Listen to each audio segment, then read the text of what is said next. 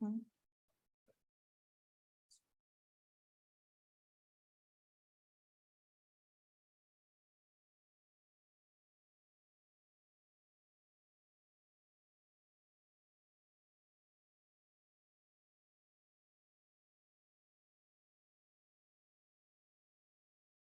clicker has stopped working. It's not working. It keeps stopping. So better that we just use the arrows, but now we need to reshare. Okay. Let's just take this clicker out. We need to reshare.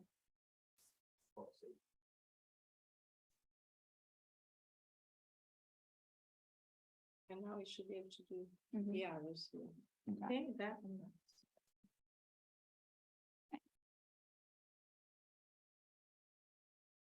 Okay, are we ready to start on Zoom? Great.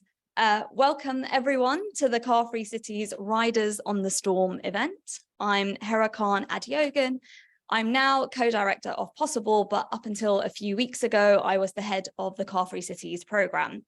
So I'm so excited to have you all with us today. You could be anywhere in the world, and some of you online definitely are. But I just want to take a moment to thank everyone for your time, your presence, and your energy. So before we get cracking, I'm going to run through the usual safety and housekeeping rules. First thing is that obviously this is a hybrid event. So we're joined by around 100 people online and roughly 20-ish people in the room. So not all of the upcoming information is going to be relevant to everyone all the time, but please bear with, and I'll try to get through this as quickly as possible. For everyone in the room and online to have the best possible time, we've created a simple code of conduct. So we're all responsible adults, so this is just a reminder of how to be together. So first of all, we all belong here. We're all responsible for creating a harassment-free experience. That means we can critique ideas, but not people. We will not tolerate harassment of participants or speakers in any form. Anybody violating these rules will be asked to leave or removed at the discretion of the conference organisers. And for concerns, please email me at hera@wearepossible.org. But I'm sure we all knew that already. For all social media, the hashtag is Riders23. It's at the bottom of all the slides. And we've linked people's socials on the slide so you can connect to the right people online. And you can go ahead and share your thoughts and keep the conversation going over there. So for the people in the room, the emergency exits are the doors, as you can see. You go down the stairs or you come back the way you came. We're not expecting a test today, so if the fire alarm does go off, please exit quickly and safely and gather at the meeting point, which is the Friends House garden, which you would have seen as you came in today, I think. Toilets are to the right, just opposite the lift. We do have a photographer with us today, David, who's at the back there. He'll be taking pictures of us having hopefully very deep and stimulating conversations. If you don't want your photos to be taken, let me or Carolyn know, or David know, and we'll try and keep you out of them. And of course, if you're in the room, you can just put your hands up to ask a question, because that's fine. To the people zooming in, please use the Q&A function only to ask questions to the speakers. You can also vote questions up that you're interested in seeing answered. Now, we know one of the key things that people miss out on when coming to virtual events is the networking. And we thought, you know, what would be great is a spreadsheet. So we've created a spreadsheet where if you want, you can input your details, say a bit about who you are and what you do, and anything else you want people to know about your work, and also add your contact details. We'll put that in the chat at some point, but please read the disclaimer at the top and use that spreadsheet if you wish. And then finally, this event is being recorded and the recordings may be made available afterwards. So, okay, that's it for housekeeping. Now, the Car Free Cities campaign has been running for the past 3 years in Birmingham, Bristol, Leeds and London to put forward the positive case for urban traffic reduction, work with local communities, particularly those who are most harmed by the effects of mass car dominance, to co-design and deliver changes to their own streets, and to encourage and inspire local decision makers to raise ambitions and accelerate change in our cities. Now, from the outset, We're clear, a car-free city is a city which is free of the dangers, pollution and emissions caused by mass private car ownership. It's not a city with no cars at all. We recognise there are many people, including some disabled people, who can't get around without a car, and our campaign to reduce the number of cars in cities will make their lives easier too. Now, it's been an absolute roller coaster of a ride as the campaign was conceived pre-COVID, and many things changed in those years. And yet, as we've heard from the recent Climate Change Committee's progress report, we're still not changing fast enough. So they quoted it as saying, the government has made no progress on our recommendations on clarifying the role for car demand reduction. So today we've packaged up our key learnings from 3 years of doing this work. We'll be starting off by talking about the increasingly heated environment in which this traffic reduction work sits and how to respond to that. We'll be talking about working with communities and co-designing the changes necessary and how this can and should lead to more equitable and accessible cities. So I'm now going to hand over to my fellow co-director, Leo Murray, to introduce the first session, Car Wars. Wonderful, thanks, Age. After you. Thank you. So, Car Wars, long time ago, the galaxy, no, literally right now, very, very recently, exactly around here. We've been involved over the last few years in an enormous struggle to reclaim streets from car dominance. And London has been sort of the epicenter. Now, this first session is going to be taking a dive from a variety of different perspectives, but I've seen everyone's slides, so I can tell you that there's a lot of consonance here between all of the different speakers for how to actually do this. We're double micing. No, we don't need 2 mics. So we've got some fantastic speakers. I'm really excited. So Professor Rachel Aldred, you know, possibly to this audience needs no introduction. She is rock star of active travel research. She's the director of the Active Travel Academy at the University of Westminster, and has been, Rachel and I have been collaborating for 3 years. She was involved in writing the funding application for this piece of work, and she'll be presenting on the sort of swan song from this partnership, which is a really detailed piece of analysis, and I'm really excited for people to see it. We've got Stefan Rolnick from the Lynn Global Consultancy. Now, Stefan is an expert in misinformation. He's a misinformation strategist, right? He's got a background in politics and campaigns, helps communications teams to fight misinformation. So you can imagine why we've invited him here today. And then we've got 2 Labour councillors. Now, I should say, we are an apolitical charity. We invited speakers from lots of different parties. It just so happens that the only people who've accepted the invites are Labour councillors. So Charlie Hicks is a councillor at Oxfordshire County Council that has recently had its turn as the epicenter of the misinformation around traffic reduction stuff. He has degrees in neuroscience, behavioural science, public policy from the University of Oxford. I don't know where he found the time to do all that, and LSE.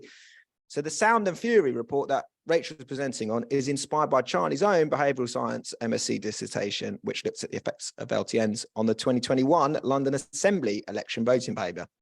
And then last but not least, we've got a legend of active travel, Councillor Clyde Lokes, and I'm going to speak a little bit about Clyde myself in my own presentation. So you also get to hear from me, and I'm going to do that first. I've got to time myself because I am notorious for over speaking. So temporal dynamics, change is hard. This is, Rob, is this definitely the right presentation, mate? I'm not convinced this is the right presentation. I am really sorry. I've added slides since yeah, this is not it, Rob. This is not it, mate. I tell you what, why don't we, Rachel's will be correct, so why don't we go straight to Rachel and we'll sort this out? Yeah, does that make sense? Okay, Rachel, is that okay? Fantastic.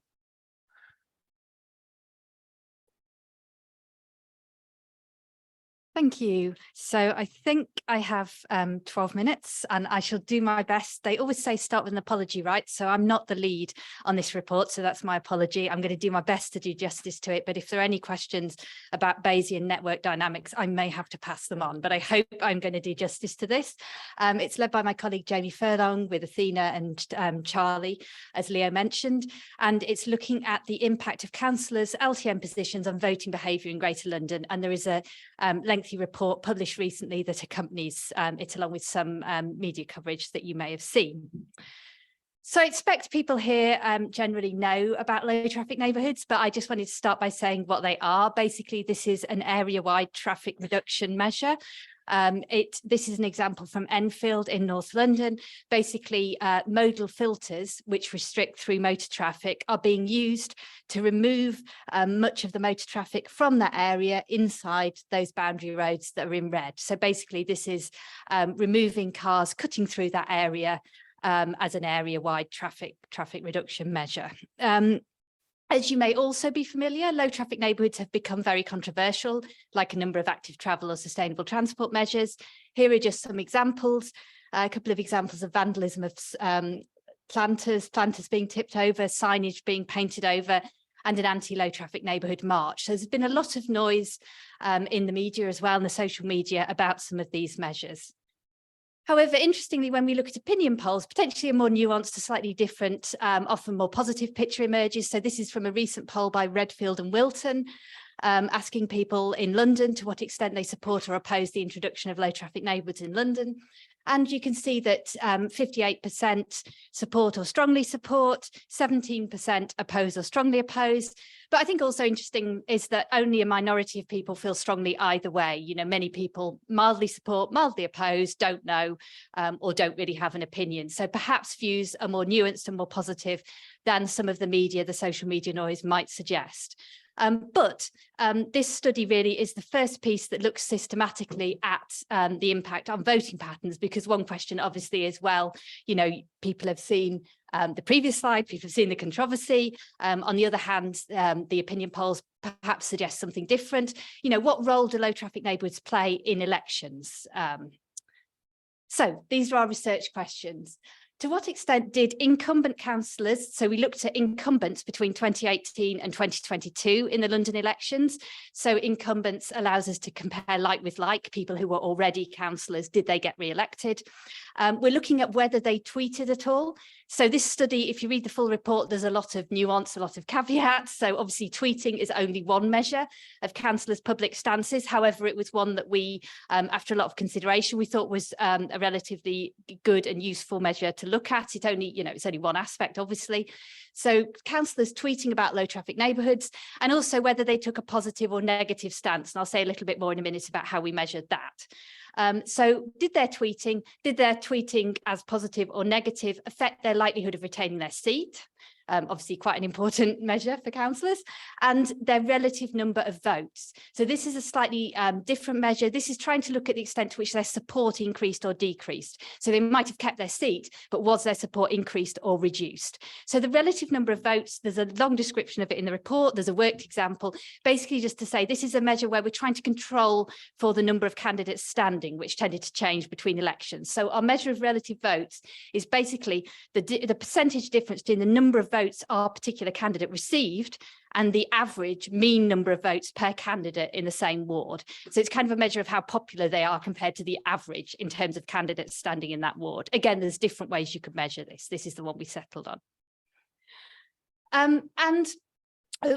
We included incumbent councillors in London boroughs where, and these are our criteria, so there had to have been at least one low traffic neighbourhood implemented in March 2020 and still in place at the time of the elections. So we wanted to look at the impact of specific local low traffic neighbourhoods, you know, boroughs where there was at least one low traffic neighbourhood, either in place or planned. So actually something specific planned, not just we might implement low traffic neighbours, but, you know, we have a plan to implement a low traffic neighbourhood in a particular place if we're re-elected type plans.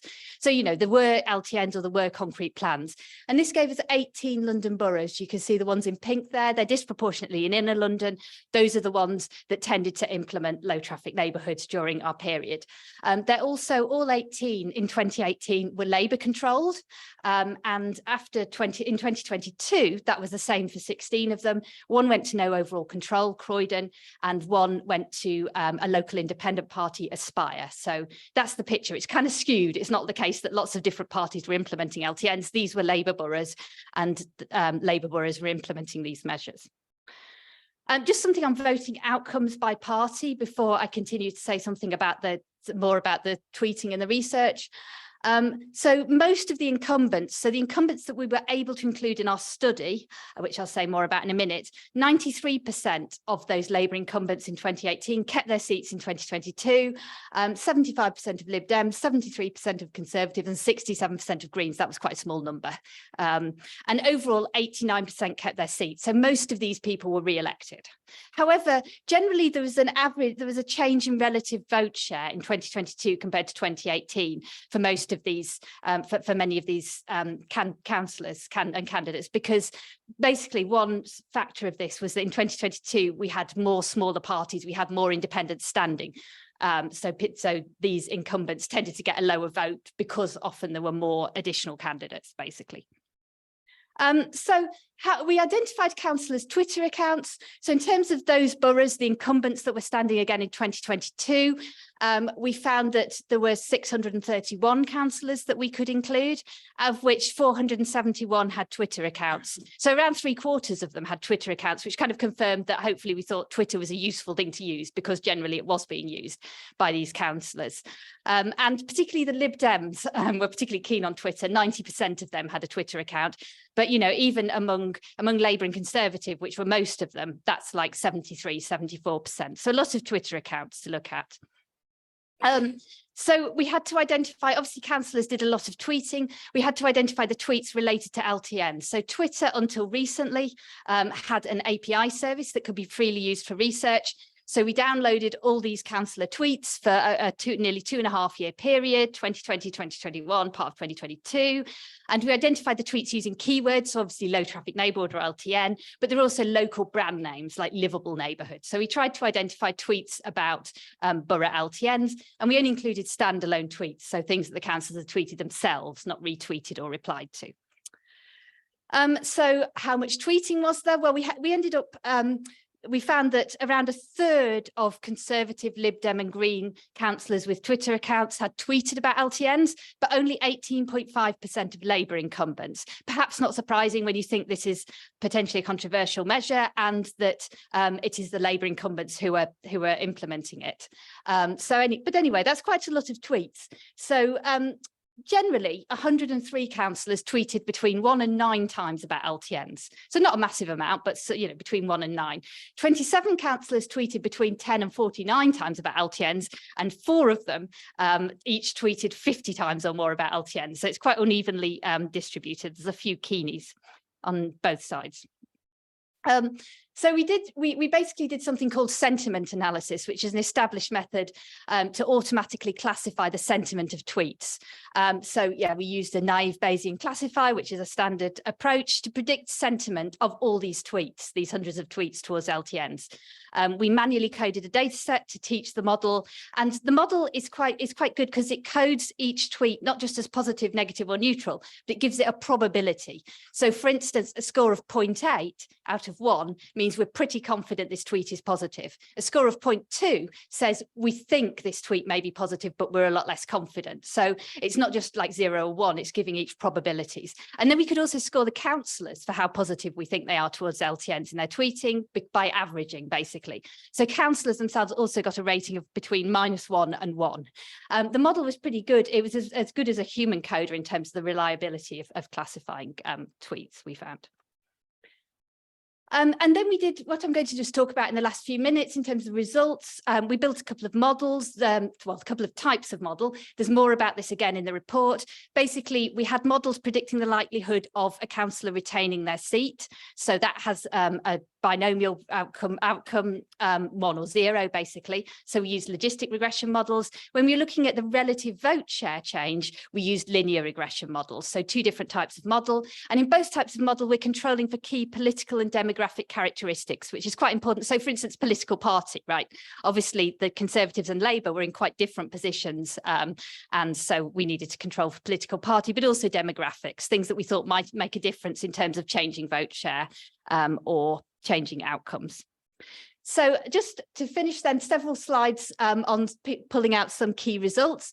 So this is the councillors and the LTN sentiment. This is a lovely graph from Possible with some circles on the left side. You can see the Conservatives. So this is the more negative tweets towards the left side. Towards the right side is the more positive tweets. And the size of the circle is the number of tweets. So there's a lot of information on this slide. So basically, you can see that the Conservatives are tweeting negatively generally, and some of them tweeting quite a lot, quite negatively, whereas Labour are towards the positive side. As you might expect, they're implementing these measures. They're the incumbents, because the others are often the opposition. So with a little bit around the neutral side for both, but mostly it's quite different picture. The Liberal Democrats kind of are a bit spread out. Some are positive, some are negative, and the Greens, there's very few of them. Yeah, they're more on the positive side, as you might expect. So yeah, that's basically how the sentiment of tweeting by party. So voting outcomes and the effects of tweeting about LTNs at all. So this is the results of our model, which is basically saying what was the impact of tweeting about LTNs in any kind of tweeting about LTNs on the relative number of votes. So did tweeting about LTNs tend to lead, all else being equal, to an increase in vote share, decrease in vote share, or no relationship? So actually we found, in terms of the relative vote share, this isn't about re-election, this is just about the vote share. Tweeting about LTNs at all seemed to have a small positive impact on the vote share. So those councillors who tweeted about LTNs at all tended to have a slightly higher vote share, all else being equal, than those who didn't. So yeah, small positive relationship, which suggests possibly that councillors were maybe over worried about tweeting about LTNs, possibly. But when we split it out by party, the relationship is no longer statistically significant. But yeah, when we combine them together and look at all the councillors, it seems like tweeting about LTNs at all has a slightly positive impact on vote share. When we look at voting outcomes and LTN sentiments, so now we're looking at the impact of LTN sentiments on relative vote scores. Again, this isn't keeping a seat or losing a seat, it's just a measure of support that we've developed. So this one is slightly more complex.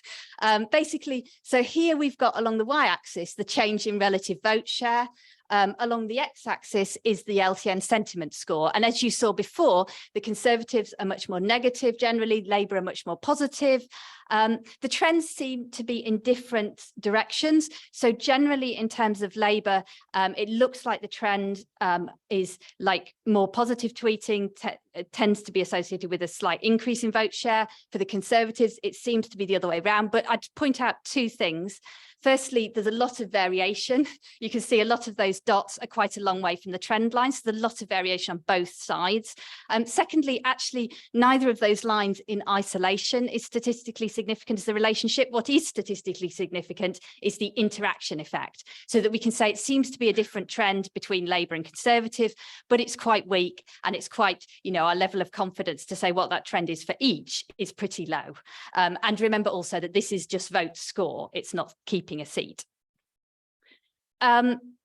And final results slide. So this is looking at the odds ratio of holding a seat, which ultimately is the really important thing, right? Whether you keep your seat or not, whether you get a slight increase or decrease in vote share.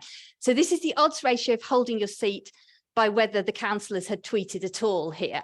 And basically the key thing here is that all of those are not statistically significant. So we didn't find a statistically significant relationship for Labour, for Conservatives, or for both combined in terms of tweeting about LTNs at all and keeping their seat. So it didn't seem to affect keeping their seat one way or another, whether they tweeted about LTNs. Just on the bottom left, I wanted to highlight the results when we look at the sentiment of the tweets.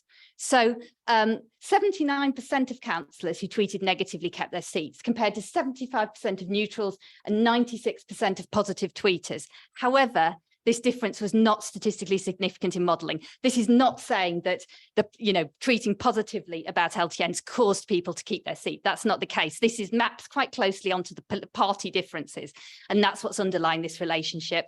So the tweeting about LTNs or tweeting positively or negatively, doesn't seem to affect likelihood of keeping a seat one way or another, basically, when we modelled it.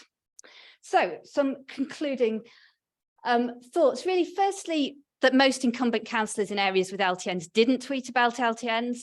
We don't know exactly why, but maybe they were nervous of doing so. But evidence suggests there's no negative electoral effects of tweeting. If anything, and I'd be cautious about this, if anything, it's positive, but there don't seem to be negative electoral effects of doing any tweeting about LTNs. There's some divergence by political party. There seems to be, in terms of the relative vote share, different relationships between LTN sentiment tweeting for Labour and Conservatives, but the picture is quite complex. And there's no evidence that tweeting about LTNs, or indeed tweeting positively or negatively, affected seat retention in either direction. So it seems like maybe like the dog that didn't bark, rather than something that was a contributor, certainly to seat retention or not.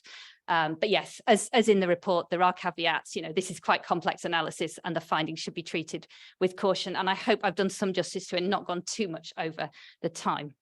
Thank you.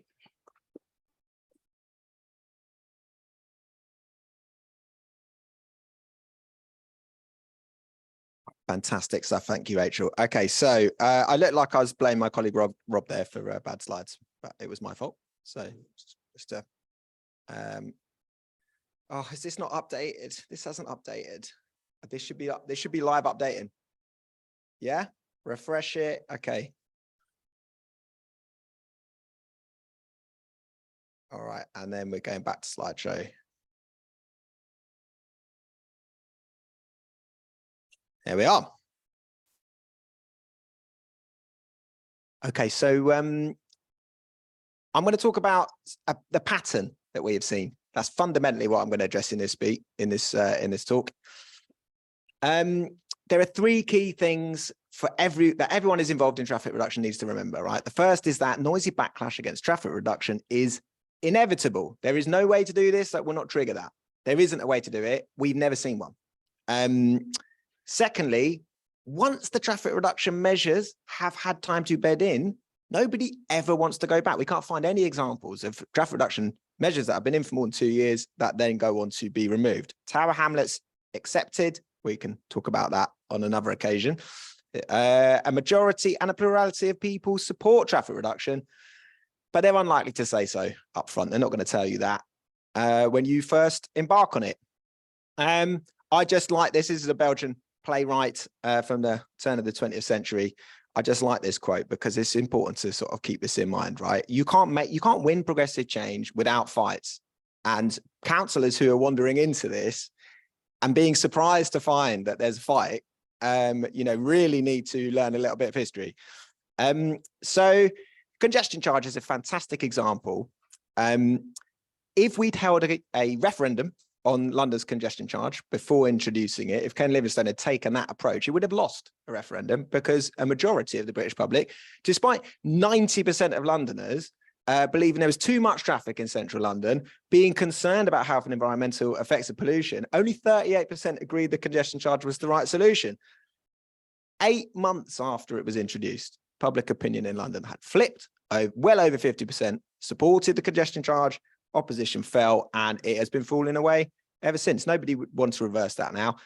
This is a pattern we see over and over and over again all around the world. And this is on our website, we've got a fantastic interactive car-free stories where you can go and visit other cities and see their experience. There are so many examples of this indeed.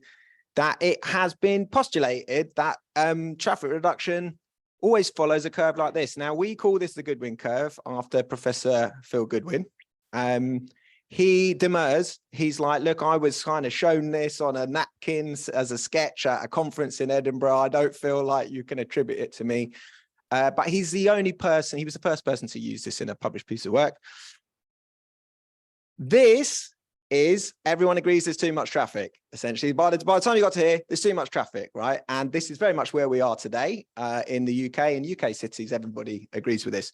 But as soon as you propose any detail of what actual measures you're going to introduce to tackle it, support starts to fall. And then during this period, just before implementation, during implementation, and immediately after, during the period of disruption, you're at the nadir, you're at the bottom of the Goodwin curve, right? This is where people will hate you the most for doing this stuff and where you will hear the most opposition to it, hostility to it. But if you can make it through this bit, it's all sunlit uplands, right? It continues to improve. People's opinions of it continue to improve. So a few key things about this. First of all, if you run a standard consultation response, they're uniquely ill-suited to gauging support for traffic reduction measures. What you will get is you will trigger responses from people who are invested in maintaining the status quo. And I love this quote from Susan Claris, the walking champion at Arup. People who aren't currently cycling, which we know is a large part of the population, they are not going to be out there giving support to something to benefit cycling because they don't see themselves as cyclists. So they don't see this as relevant to them. If you do the thing, you create cyclists, and then people begin to identify cyclists. And then if you try and take something away from them, they'll be very unhappy about it. Status quo always benefits from incumbency effect, right? People are in general invested in the way things are today. So loss aversion is very powerful motivator, and it's enough to really activate people to defend against a perceived threat. The problems with the status quo are known, they're familiar, whereas the hypothetical problems with the hypothetical future are both unfamiliar and infinite. There's no end to them. The future is haunted with all sorts of specters. Now, the principle of traffic reduction, very popular. It's seen as a priority. This is DFT polling from 2020. And this is in the abstract. Yes, everybody agrees there's too much traffic. There's too much traffic. And I would like to see it reduced in towns and cities in England and in my local area, my neighborhood. Even in the specific about low traffic neighborhoods, to what extent are you in favor of closing residential streets to through traffic? Large majority is in favor of that. Public polling consistently finds a robust majority in support of closing residential streets to through traffic. Right, strong opposition is limited to a very narrow group, and that is true at the national scale and specifically in London. Rachel had this slide up as well because this only came out a couple of weeks ago. Again, very consistent. I like this. If you look at London Travel Demand Survey, what you find is that about 50% of drivers, 10% of drivers are responsible for 50% of all the driving. That's that 10% that you see showing up here. There they are, right? They make an awful lot of noise. Oh yes, look, dirty tricks, they're de rigueur, right? And if you haven't found a way to control for those, just expect that to happen. People who oppose this stuff will absolutely stop at nothing to prevent it. And, you know, they don't mind setting up bots who are just going to send 1,000 responses to a consultation on this stuff. I love this from Ian Walker. This was a survey on British attitudes towards cycling infrastructure. People really misjudge public levels of support. What they found in a survey was most people think Britain would be a better place if more people cycled, but they guessed that other people were less supportive and more hostile to the idea than they were. Now, why is that? This is a fantastic MSc study that's just come from Imperial. They've kindly let me use this slide. This was just published, looking at Islington's low traffic neighborhoods. And you could just see here, the anti-LTN groups on Twitter make 10 times as much noise as pro-LTN groups, right? This is what you hear from. The election results of the candidates who ran with explicitly 4%, 7%, right? That's where they wound up. But you wouldn't have known that if you were trying to gauge this from Twitter, as so many people foolishly do. You would not know that at all. So look, support for low traffic neighbourhoods is broad, but it is shallow and soft. And opposition to them is narrow, but it is hard and it is deep and it is pointy. And that means that it's very easy to frighten local politicians away from actually seeing change through. You know, it's a pointy stick, and the majority of the people who want the change just don't want it enough to show up, right? They're not going to really do or say anything much about it. And you should expect visible opposition. Now, I know that Clyde's got this slide up on his own one as well. It's an iconic image. This is one of the very earliest. This is mini Hollands in Malden Forest. Thousands of people marched down the high street with a coffin. Councillors received death threats. 41% of local people opposed the low traffic neighbourhoods at the time they were implemented. 2 years on, 1.7% of residents in Malden Forest wanted those changes reversed, right? Now, this is that's over the course of 2 years. Now, look, we've done this slide especially for Clyde. He's not seen this. So Clyde has the benefit as an object of study of having been an incumbent councillor in the same ward for a very, very long period of time with the same cabinet post, right? So he has been the cabinet member for transport and environment for a very, very long time. 19% back in 2010. This is where he first applied for funding, won the funding for mini Holland schemes, and they'd started to talk about it. Vote share 22% in 2014. And then this is when it's all kicking off. Here's that coffin protest, right? It's 2015. This is when everything, all the drama kicked off. Town hall protest, claiming business profits are going to be down 50%. This is the thing actually happening. This is Malden Forest mini Hollands getting built. They were still in construction while he was standing in 2018, where his vote share's gone up by 1%, right? Now, Clyde is pretty indomitable. They're still at it. They're consulting on a new low traffic neighbourhood in Malden Forest now. But yeah, 2022, 22% vote share. So, you know, if Clyde is like a living, he's a living fossil. He won't like being described like that, but you know, you can see basically this stuff because Clyde was one of the first to come. Now, this has been pointed out a lot, but it's a really important point. There are 25,000 of these things prior to low traffic neighbourhoods in the form we know them today. There are modal filters up and down the country, absolutely all over the place. Most of our cities have some modal filters. No councillors are ever asked to remove those modal filters. That does not happen, right? There are no instances of that happening. People do not write to councillors to say, I want this historic modal filter removed. So we did a bit of citizen science. We took volunteers. We knocked on about 300 households in the different cities we were working in.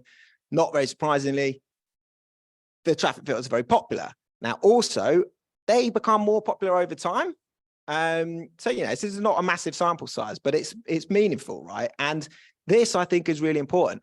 We asked them, what would happen if we took it away, if we removed it? And they all focused on, the problems that would arise if we change from the status quo. So look, the point is change meets resistance, right? It doesn't even matter what the starting point is or the direction. Change will meet resistance. Thomas Paine, this is really important. Time makes more converts than reason. You can argue till you're blue in the face. There are some people who are just not ever going to change their position, except once they've lived with the change for a couple of years, and then they're like, oh, actually, no, this is fine. The sky did not fall in. But, you know, you're wasting your breath in an argument. Now, this is a fantastic object lesson from Hammersmith and Fulham, where I live. Doing things with, not to residents. This is one of their 5 principles that the council runs under. And back in 2019 in Brackenbury Village, they ran a commonplace consultation, and there was a very, very clear signal from residents that there was too much traffic, and that was a priority issue for people who lived there.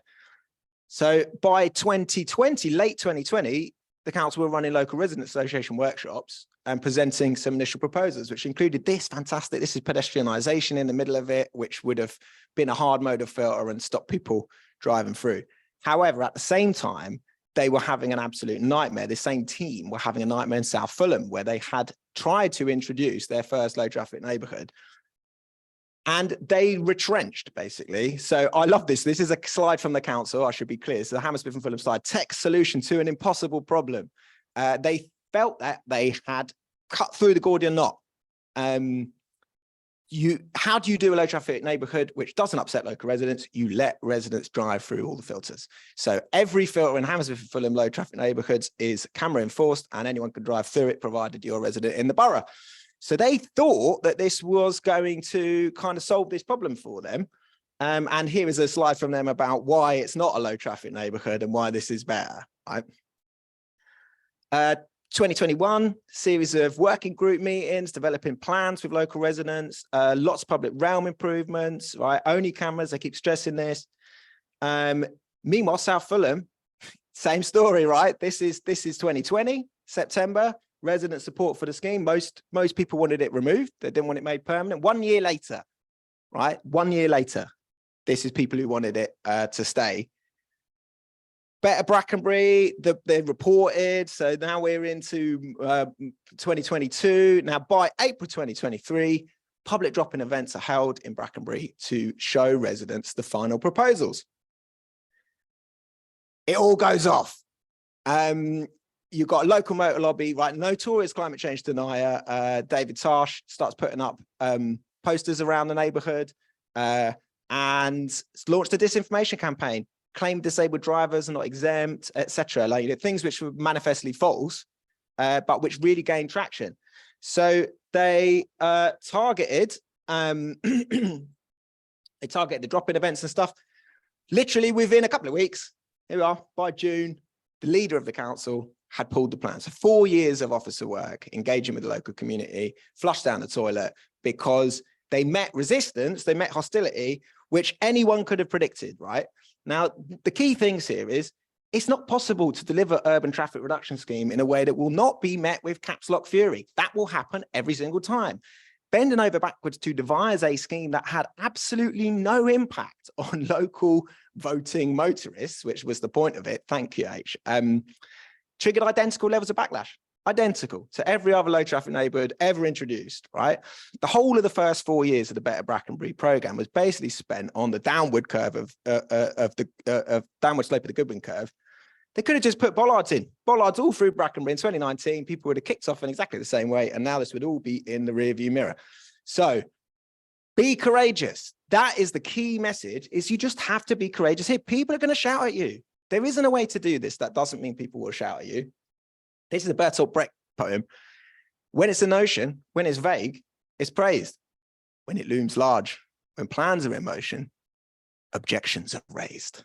And objections will be raised. So to summarize, the difference between traffic reduction schemes that succeed and become permanent and those that are removed mid-trial is exclusively explained by the courage and resolve of the politicians responsible for that. It's nothing to do with the scheme design, and it is nothing to do with how it's been communicated to residents. Now, some councillors in this room may have a more nuanced sort of, you know, take on that, but basically this is our observation, right? Is that the only difference between schemes that survive and schemes that don't is just the courage and the resolve of the councillors responsible. Schemes will always have more visible enemies than friends when the details first emerge, and that is fine. Just don't be surprised by it. The end state with less traffic is universally preferred, right? Universally preferred. Now, again, Tower Hamlets is a blip, but everywhere else, the same thing has happened. It's like taking off a plaster or grasping a nettle. The only good way to deliver a traffic reduction scheme is quickly. You know, everything else is almost irrelevant, right? Just do it fast. That's the key thing. And ideally, avoid being at the bottom of the Goodwin curve when you are standing for re-election.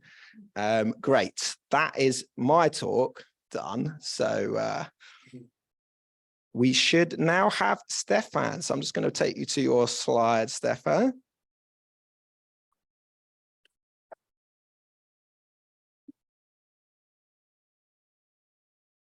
Thank you very much. I've fallen victim here to going after two people who have exactly the same message as me, only with more detail and more eloquently put. I'm Stefan. I work for a communications agency called Lynn. My remit, which some may find unenviable, is specifically to support our clients with their work that is being embroiled in culture wars. So in terms of riders in the storm, I very much find myself in the middle of that storm quite regularly.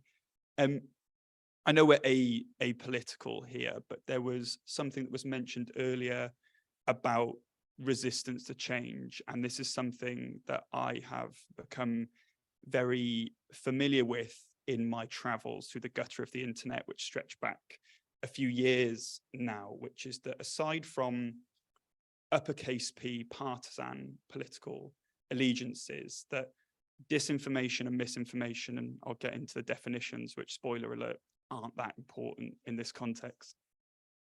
Closer? Fantastic. Aren't that important in this context. Disinformation and misinformation is an inherently small case C conservative force. Every time, as was mentioned very eloquently in that presentation there, every time someone tries to bring about progressive change, mis and disinformation can be seen as an inevitable reaction to that change, born of some quite human, very human qualities that we all share. And that's another thing here, is important not to other those who spread mis and disinformation as much as we can. And to paraphrase poorly that infamous person that we all know, which is someone off Twitter whose name I can't remember right now, is that the best way to fight mis and disinformation, if you're bringing about progressive change, is to have a simple message and to repeat it. But if there's two things that progressives don't like, is avoiding complexity and having to repeat themselves. And so that's a lesson for all of us. And on the theme of simplicity, there was a few things I wanted to draw your attention to. And again, this is summarizing some of what has already been said. And it's funny, we find ourselves as a consultancy working with people, bringing about these big, whether they're behavioral projects or cultural projects, who find themselves in the midst of these culture wars. We find ourselves delivering these messages direct to clients on a regular basis, whether it's around traffic reduction or a controversial sex education curriculum. Online is not offline. Just because something is getting traction on social media doesn't mean that A, our audience has even been exposed to it, or B, that it resonates with them. And a lot of our work is actually not just about external communications. It's about doing this research in a bespoke way for the purpose of internal communications and encouraging people, as was mentioned there, to hold the line. Related to that, the second thing I want to talk about here is the purpose of fighting mis and disinformation. We're not out there fact-checking Santa Claus. I think we get too caught up on this idea of misinformation being its own field or this new phenomenon. What we're talking about is information, a mixture of true, false, misleading information, cobbled together into a narrative which causes harm. And I'm going to touch on that briefly around definitions. And this is the third thing here.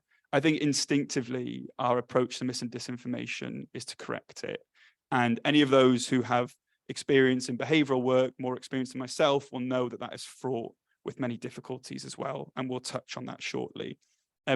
I want to start with a cartoon, which is the first slide that we show to both prospective and current clients. It comes from the New Yorker, and it encapsulates my point just there, that online noise doesn't result always in offline harm. And what's really interesting, if you look at these two slides here, this is a fascinating case study. And this used to be a world that I was involved in around advertiser boycotts of news outlets spreading mis and disinformation. And what was fascinating was those boycotts were social media based. They were incredibly successful. But actually, when you look at the data, and this comes from a slide deck that was released publicly, it was an internal slide deck by one of those news outlets looking to protect their advertisers.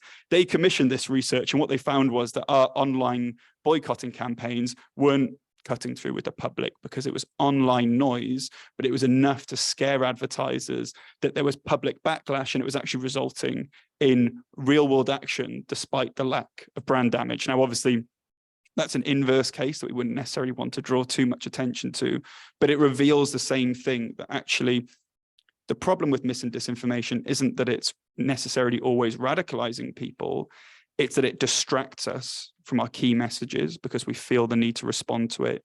It drains our morale and our energy as well. And so in many ways, my call to action is more of an internal call to action, echoing the calls to action already laid out in this session, rather than an external one. For those interested in definitions, here's some definitions.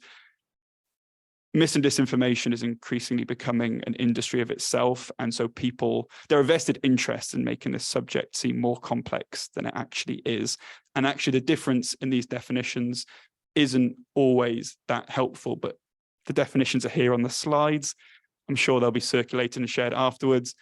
If you want to sound impressive in your own circles, you can use these definitions. I don't necessarily think they're that helpful. This is the definition that we use operationally with clients, and it's paraphrased from an organization called the Global Disinformation Index.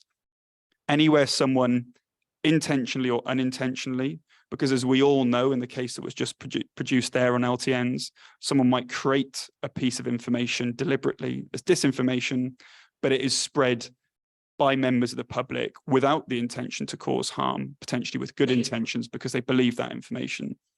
So what we're interested in is not playing whack-a-mole with facts. What we're interested in is understanding the overarching narratives made up of a combination of spin, irrelevance, truths, lies, legitimate perspectives that are built into an overarching narrative which causes harm. And I'm going to finish on some of those overarching narratives at the end of this talk, where they come from and what's in our control and what's out of our control. When it comes to building clients a misinformation strategy or a disinformation strategy, these are some of the questions we start with. How do we define harm? And why is that important? And to my previous point, this harm may not always be external harm. It may be harm among stakeholders. We may need a more targeted approach. This isn't about putting out social media posts, fact-checking piece of mis and disinformation. This might be more about engaging with specific journalists, community groups, or stakeholders internally in our organization. What's making our audiences vulnerable to conspiracy theories or mis and disinformation? Should we care? And to the final point, is there anything we can do about it? Which is something I'll return to. Can people read this slide? I don't think the colors come out brilliantly. No. So in terms of how we support clients in their fight against mis and disinformation, don't want to gatekeep this. So can I recommend that if you're interested in how this is relevant in your work, you go to look at the Wall of Beliefs framework that was developed in 2019 by the Government Communications Service. And what this framework does so well is it encourages us to be selective. It moves us away from seeing this as a kind of whack-a-mole game of correcting every piece of mis and disinformation out there. And it asks us to be discerning about how strongly people believe a piece of mis and disinformation. And in going to correct that, are we challenging someone's fundamental worldview and likely to only produce more resistance? And the second point, what extent are these beliefs actually causing us harm? Can we tolerate the existence of these beliefs, knowing that they're actually not impacting our objectives in any real world way? And so I'd encourage you to go to this toolkit and explore it in more detail. In terms of how we use it, we actually put this, thank you, we put this to the test through quantitative testing as well to try and support our clients in very specific ways to understand where they are on that framework, and so accordingly, what they need to do. Just landing on this slide again, I spent the weekend, because I'm a bit of a nerd, looking at the top countries around the world for media literacy, because this is often held up as a kind of fix or cure for our ills. And what I found in my research is if you look at the top 10 countries globally for media literacy and the top 10 for happiness and well-being, I think 6 of the countries appear on the same list. And the reason why that's important is because if you look at the evidence around people's vulnerability to conspiracy theories, these overarching stories that explain complexity and personal uncertainty and provide you with a scapegoat, what you find is your biggest vulnerability to that is feelings of uncertainty and lack of control in your own life. And so if you look at those countries where they have high levels of happiness and high levels of media literacy, what you also find is a policy environment that supports people's stability and well-being. And so it turns out when you support people's basics, like the right to be able to have children and go to work, or the right to be able to access high quality healthcare, what you find is they're far less likely to look for external and often false explanations for why their lives are the way they are. And actually, conspiracy theories don't always deserve our hatred and our anger, because conspiracy theories come from a long line of political movements in human history that have rightly or wrongly questioned the status quo during times of crises. So they are not going away anytime soon. And while, as I've laid out, we need to act now and act on an individual basis, very similar to the climate crisis, there are also systemic policy levers that our national politicians need to be pulling to make this environment less fertile for mis and disinformation and conspiracy theories. And so with that, if you'd like to talk about this, add me on LinkedIn and I'll hand over to the next speaker. Thank you. Thanks so much, Stefan. Right, Charlie, you're up, mate. Thank you very much, Leo. Hi, everyone. I am going to talk a lot about what we've been hearing about, so apologies if it's the same kind of messages. I am a councillor in Oxfordshire County Council. In particular, my division is in East Oxford, a place called Cowley, where we installed the first 3 low traffic neighbourhoods in Oxford. And this presentation is, how hard can it be to change the transport system? Just a little bit of background on me. I got into this world first as a campaigner through the Green New Deal, set up a hub there in Oxford, campaigning on these issues. And the reason I've put a sort of brain there is I studied neuroscience and behavioral science, and I'm particularly interested in this from a sort of human psychology perspective. Worked a bit for LSE Cities, and now I'm a Labour and Co-op councillor in Oxfordshire County Council. So those are kind of my hats. So in Cowley, what are we trying to do? This is a junction, Little Hay Road and Rymers Lane. We're trying to turn it from this to this. Everyone in this room and online will likely know what we're going for here, using modal filters. And what do you need to get started? So these are the ingredients that I think matter for this. First off, a local group of residents who really want this. This is residents in Cowley, livable Cowley, who really got that groundswell of support for it. You need strong political leadership. Put Clyde there on the right, but also Anne Hidalgo, the Mayor of Paris, Philippe Watteau, Deputy Mayor of Ghent, all sort of inspirational political leaders to really push this through, to Leo's points earlier.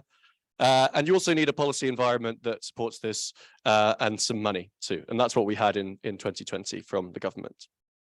Overall, we know this, the results are positive. Here we go from Waltham Forest, possible zone summary of this. And there's strong public support, as we've seen in the earlier presentations. But be prepared for this. I believe this is Ely on the right, on the left, and then you see this Ely on the left, Oxford on the right. Same story as we've heard before. We know that the backlash feels strong. I had a good summary from a Labour a person who's been working in the Labour Party for a long time in Oxford, who said it was worse on the doorstep than Brexit and the Iraq war rolled into one. That was how they described it in terms of the backlash. So at least that is the perception of your door knockers and the people who are out there. And that, I think, that is the thing that we need to focus on, is what is the perception particularly amongst the politicians, about how difficult this is, and how whether it's going to lose them votes or not. And we see that reflected in the media. What I'm really interested in from a sort of behavioral science perspective is this difference between true public opinion and perceived public opinion, i.e. what do 100 people think versus what do those same people think that their neighbor thinks? And we see that those two things are very different. So as we've seen, the sort of polled public opinion, the closest we can get to the real understanding of public opinion is broadly along this line, that you have most people kind of don't care or like it a bit, and you see sort of distributions along those lines. But the perceived public opinion is very different. And I think our brains are much better at seeing the negative, much to sort of keep us alive. We're much better at seeing the tiger than we are, things that to keep us just on our day to day. And so it makes sense that our minds are used to amplifying the negative to keep us safe, but that's not true to actually reality and what's going on. I think this is a nice way to sort of showcase this. So this is a planter in Cowley, and you can see two things have happened here. One is that overnight it was set alight, probably by 1 or 2 people. And then the following morning, 30 or 40 people came out and decorated it to say how much they liked it. Now, if you look at this initially, you think, your amygdala is responding. You're thinking, this feels scary. Am I in danger? Are there people out there who are going to come and hurt me? Or are there people who are going to cause physical violence? By contrast, then you have kids and families and a lot more people who are there giving it love and support. And I think it's worth reflecting just on our own reactions to this and how that plays out between the perceptions of public opinion and the reality of public opinion. And I also think it says something about how one should campaign and message about this stuff, is to recognize that we are emotional beings, and to counteract narratives that are activating our sort of fear and anxiety, we should do that with positive emotions, because ultimately that's what drives our behaviors. I do also want to touch on some of what I think are sort of the legitimate parts that come out of this. And as a councillor, I think it's important to engage with those genuinely, legitimately, and give validation to those, because that's what I found has worked on the doorstep. And those, I believe, the legitimate concerns come from people, top left, people who drive for work, top right, people with mobility needs, bottom left is those who are seeing more traffic relative to their neighbours and have a feeling of unfairness, and people that run local shops. And so from that kind of social justice perspective, I'm interested in fairness perceptions. And there's sort of 2 parts of this. One of the outcome fairness, the distribution of cost and benefits in reality, and the second is the procedural fairness, whether people have voice. I think it's just worth digging into those a bit more. What people care about when it comes to outcome fairness is the comparisons between others, between themselves and others. Contrasts are very clear, and expectation versus reality. And these things, I think, are just worth bearing in mind, understanding where some of this backlash comes from. But in particular, and what's thought about less, is the procedural fairness. By how are the decisions made and what matters for that? And people's fairness perceptions in those processes, voice matters, explanations matter, and respectful treatment matter. And this is what I try to sort of live by as a councillor when talking to people about LTNs, etc. It's not about backing down. It's about holding the line and doing this, is what I believe. So I think if we want more of this in reality, that it helps us to take these kind of approaches in how we deliver it. So providing really good information, transparent data collection. I really like Commonplace as a website. It's user-friendly. Do public participation, do representative polling, and treat people respectfully. And this is to say to do this as well as holding the line. And my feeling is this will help. If the problem is the political parties and door knockers and councillors are nervous about backlash, I think as much as possible, this turns down the heat as we do it. So hold the line and do this. And in the end, despite all the noise, it doesn't appear to impact voting behaviour very much. And this is just a slide from my MSc dissertation, which was the precursor to the report that Rachel spoke on. And this is basically looking at election results in London Assembly elections on the list. So it's not about individual councillors, but parties, way back from 2004 for 5 elections each 4 years. And what you see, the dark blue lines are those areas that have LTNs, and the light coloured lines are those that don't. And this is wards across London. And you see them track each other. Now, if there was a difference between LTN areas and not, you would see a big divergence in these last 2. So this is called a difference in differences. You don't see that for any political party. And that tells us there is basically no impact in the 2021, and that was also repeated in 2022. And I think that reinforces all the messages that we've heard today. This stuff doesn't really appear to have an impact at the ballot box, and that should be of comfort to councillors who are delivering this. Thank you.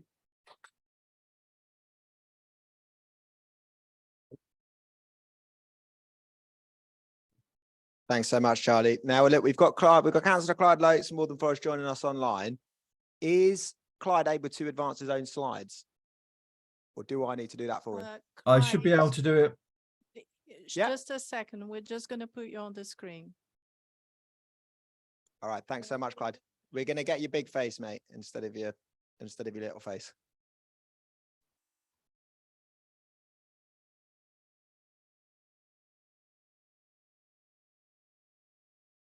Are you good?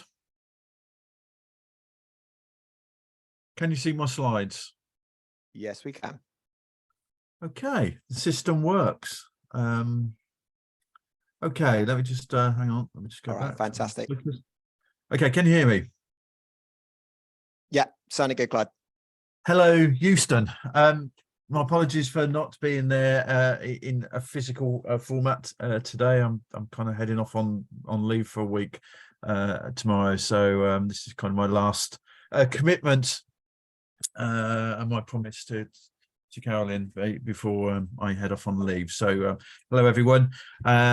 It's always a bit weird to follow like such esteemed speakers who have used some of your pictures and visuals already. So I hopefully won't dwell on those too much, as opposed to kind of just give you a reflection of, well, for those of you who don't know, where our journey that we've been on, and just some kind of key kind of personal points as well. I think from the outset, though, it does feel strange. This is 10 years in Waltham Forest that we've been on this particular journey around kind of what we originally called villages, then became kind of healthy streets, livable neighbourhoods, now considered low traffic neighbourhoods. And the fact that we're still asked to speak at such events kind of demonstrates to me that we've still got a long way to go, even after 10 years. The fact that we kind of became top outer London borough in the Healthy Streets scorecard, London at Healthy Streets scorecard last week for the 3rd year on the row, you know, to me kind of demonstrates a failure of political leadership. You know, we should have been taken out at least 2 years ago, and kind of looking at what other people have got in their pipeline. I think we'll probably be top again next year, because we still have, you know, quite substantial program of activity in this space to kind of reshape our streets and their offer in favour of people rather than a single mode of transportation. So without further ado, let's kind of move on. A little bit of a snapshot for you of what we've kind of achieved over the past 10 years. We've got the highest percentage of our road that has got a separate cycle track in London. You know, we've got 85 modal filters. You know, that's probably shortly to go up to pushing 100 with our next low traffic neighbourhood that we've consulted on in the run up to Christmas. And we've just fed back to residents, and this is a large one in the Walthamstow area around one of our premier parks, Lloyd Park, and the William Morris Gallery for those people that know Walthamstow. I think my worry about modal filters is, and perhaps touch on this now, is actually before COVID, we could kind of really put modal filters in, you know, with solid bollards, and we could take them out, those junctions out in entirety. With the onset of COVID, the emergency services were a lot more nervous around those total kind of closure modal filter options, and we kind of moved to this kind of planter approach and camera enforcement. And we're kind of still in that place largely because the emergency services have won that particular argument around access. To me, that means we don't get what we used to get out of a low traffic neighborhood with regard to kind of, you know, really cracking down on through traffic. We get far too many people still who attempt to drive through, you know, and I don't want to issue PCNs. I want that space handed over to, you know, children and residents who can use that space in a different way and reimagine that space. And I feel like we've lost some of that kind of momentum in that space, you know, and especially now we're seeing, you know, unfortunately more and more councils kind of giving exemptions to people to kind of go through those ANPR controlled modal filters. You know, I don't think we are maxing out as much as we used to. 22 school streets, you know, we're not nowhere near the best in that particular space, but we're very clear with our school streets. We will only progress them where the school are prepared to kind of champion them. And kind of parents and local residents are on board, and we will only input them in our controlled parking zone areas. So we've already taken out therefore a huge amount of kind of non-local traffic from a particular area, and we will only do them with ANPR enforced cameras. We're not interested in kind of volunteers in high vis pulling out random pieces of street furniture at pick up and drop off time, and then kind of potentially getting into conflict situations with people. You know, so we're very, very strict on that approach. 714 bike hangers. I'm signing off a report next week where another 50 will be added to that. We have 4,011 people currently using bike hangers in Waltham Forest, and we still have 4,000 people on our waiting list, but more of that a bit later. An 11 station cycle hub. So every one of our key tube and rail stations now has a cycle hub. There is CCTV cameras in it for safety, panic buttons in there for safety, pump and tool stations as well, and they're really popular and just help break up that daily journey to work. So you can basically go from your home, cycle to a train or a tube station in Waltham Forest, park up, and then continue your journey if that's the kind of way that you want to do it. Okay, moving on. Community ownership's always been really important to us, and again I think we lost a bit of our way on this when we kind of went into lockdown, and the quality and the standards of the schemes that we kind of did in that kind of lockdown period, and those that have kind of emerged since because of that kind of lack of funding from DFT or TfL to kind of build quality into those schemes, has kind of meant that they're not as good, I don't think, in a kind of engagement kind of way as they were before. You know, we used our opportunities to kind of plant out junctions and mean that no motorized vehicle could use those to kind of really grab our residents' imagination. And, you know, and there was something around the quality of those schemes that you just don't get with a wooden planter. You don't get that kind of same kind of ownership, and that's the place that I think we really need to kind of get back to. But having said that, another part of our kind of ownership and kind of working with our residents and local community organisations is our walking and cycling grant. And you know, it was good to see Sarah Javed kind of get her gong announced a couple of weeks ago in the King's birthday honours, and she's been a champion of the Cycle Sisters, and a place that Carolyn came from as well, who now works for Possible, you know, as well as Joy Riders, as well as a number of other organisations kind of really embracing this agenda and helping get people who haven't traditionally been the stereotype of people cycling around our borough, cycling around and using the separate cycle track and using the low traffic neighborhoods, you know, really pushing the boundaries in that space and transforming the face of people who are cycling around our borough, you know, and that kind of booming cargo bikes and adapted bikes. I mean, it's amazing how you can strap a small child onto a bike these days. It's just been a joy to see over recent years. Clyde, I'm sorry to rush you. We've got 1 minute left, mate. I've got 1 minute left. Oh my God. Enabling behaviour change. You know, you have to build this in. You know, you can build all of the stuff.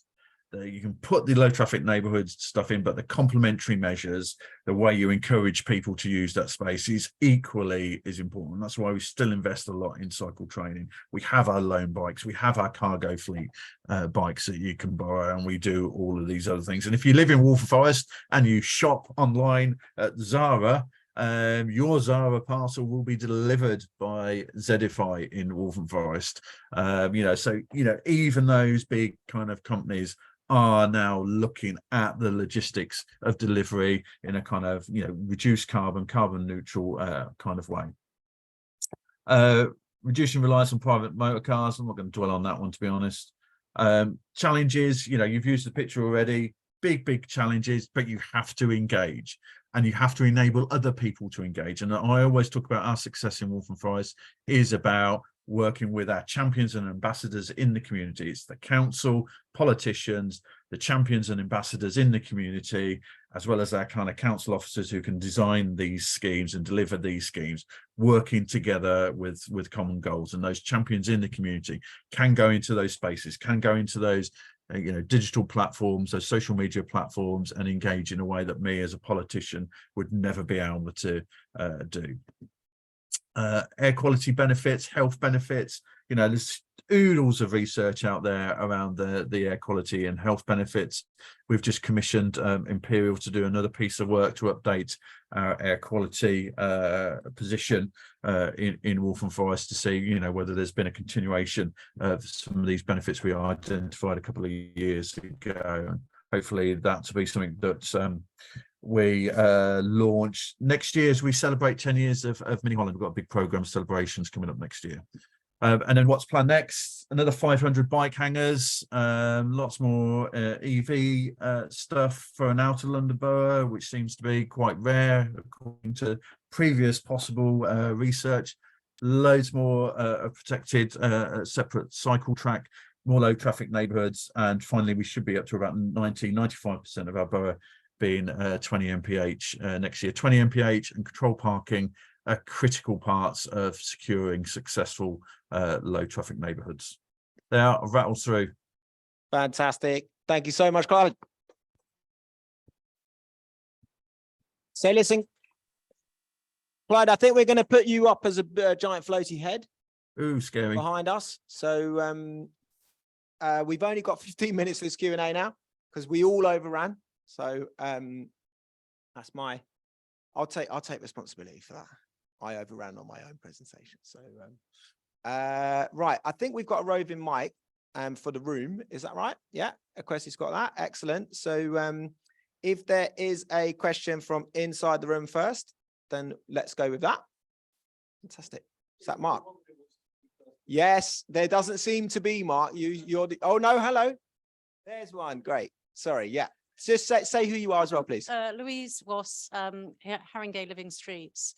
So I just wanted to ask you firstly about Cowley Road, terrible speeding problems. It's not just Cowley Road. On many of our main roads and around LTNs, we've got terrible speeding. So what could we do to control the speed of traffic much more? And there was a second question. I forgot for a minute. Can you take that one? Okay. I think that's Charlie. Thank you. Yes, as Clyde said, 20 mile an hour. So I would like to see 20 mile an hour rolled out across Oxford City. Oxfordshire County Council does have a scheme at the moment rolling out across villages. But yes, I think it's just, I suppose, thinking of these as all puzzle pieces that fit together, and 20 mile an hour is very important for that. Requires us working with the police, having our own sort of courage to do it, and also buses can be a bit of a blocker on that one. Carolyn, do we have a no? That's fine. Let's go to Mark. Thanks. Is that on? Can you hear me? Doesn't sound like it's in the speakers yet. Thanks. It's for the benefit of people online. Thanks. So Mark Strong from a number of hats, Transport Initiatives consultant, and we're actually working on the East Oxford Mini Holland scheme with Charlie. So that's the professional side, but I'm speaking as a failed or losing politician from Brighton and Hove, where I stood for the Green Party, which supported and introduced or tried to introduce active low traffic neighbourhoods. And one of the issues I think that Rachel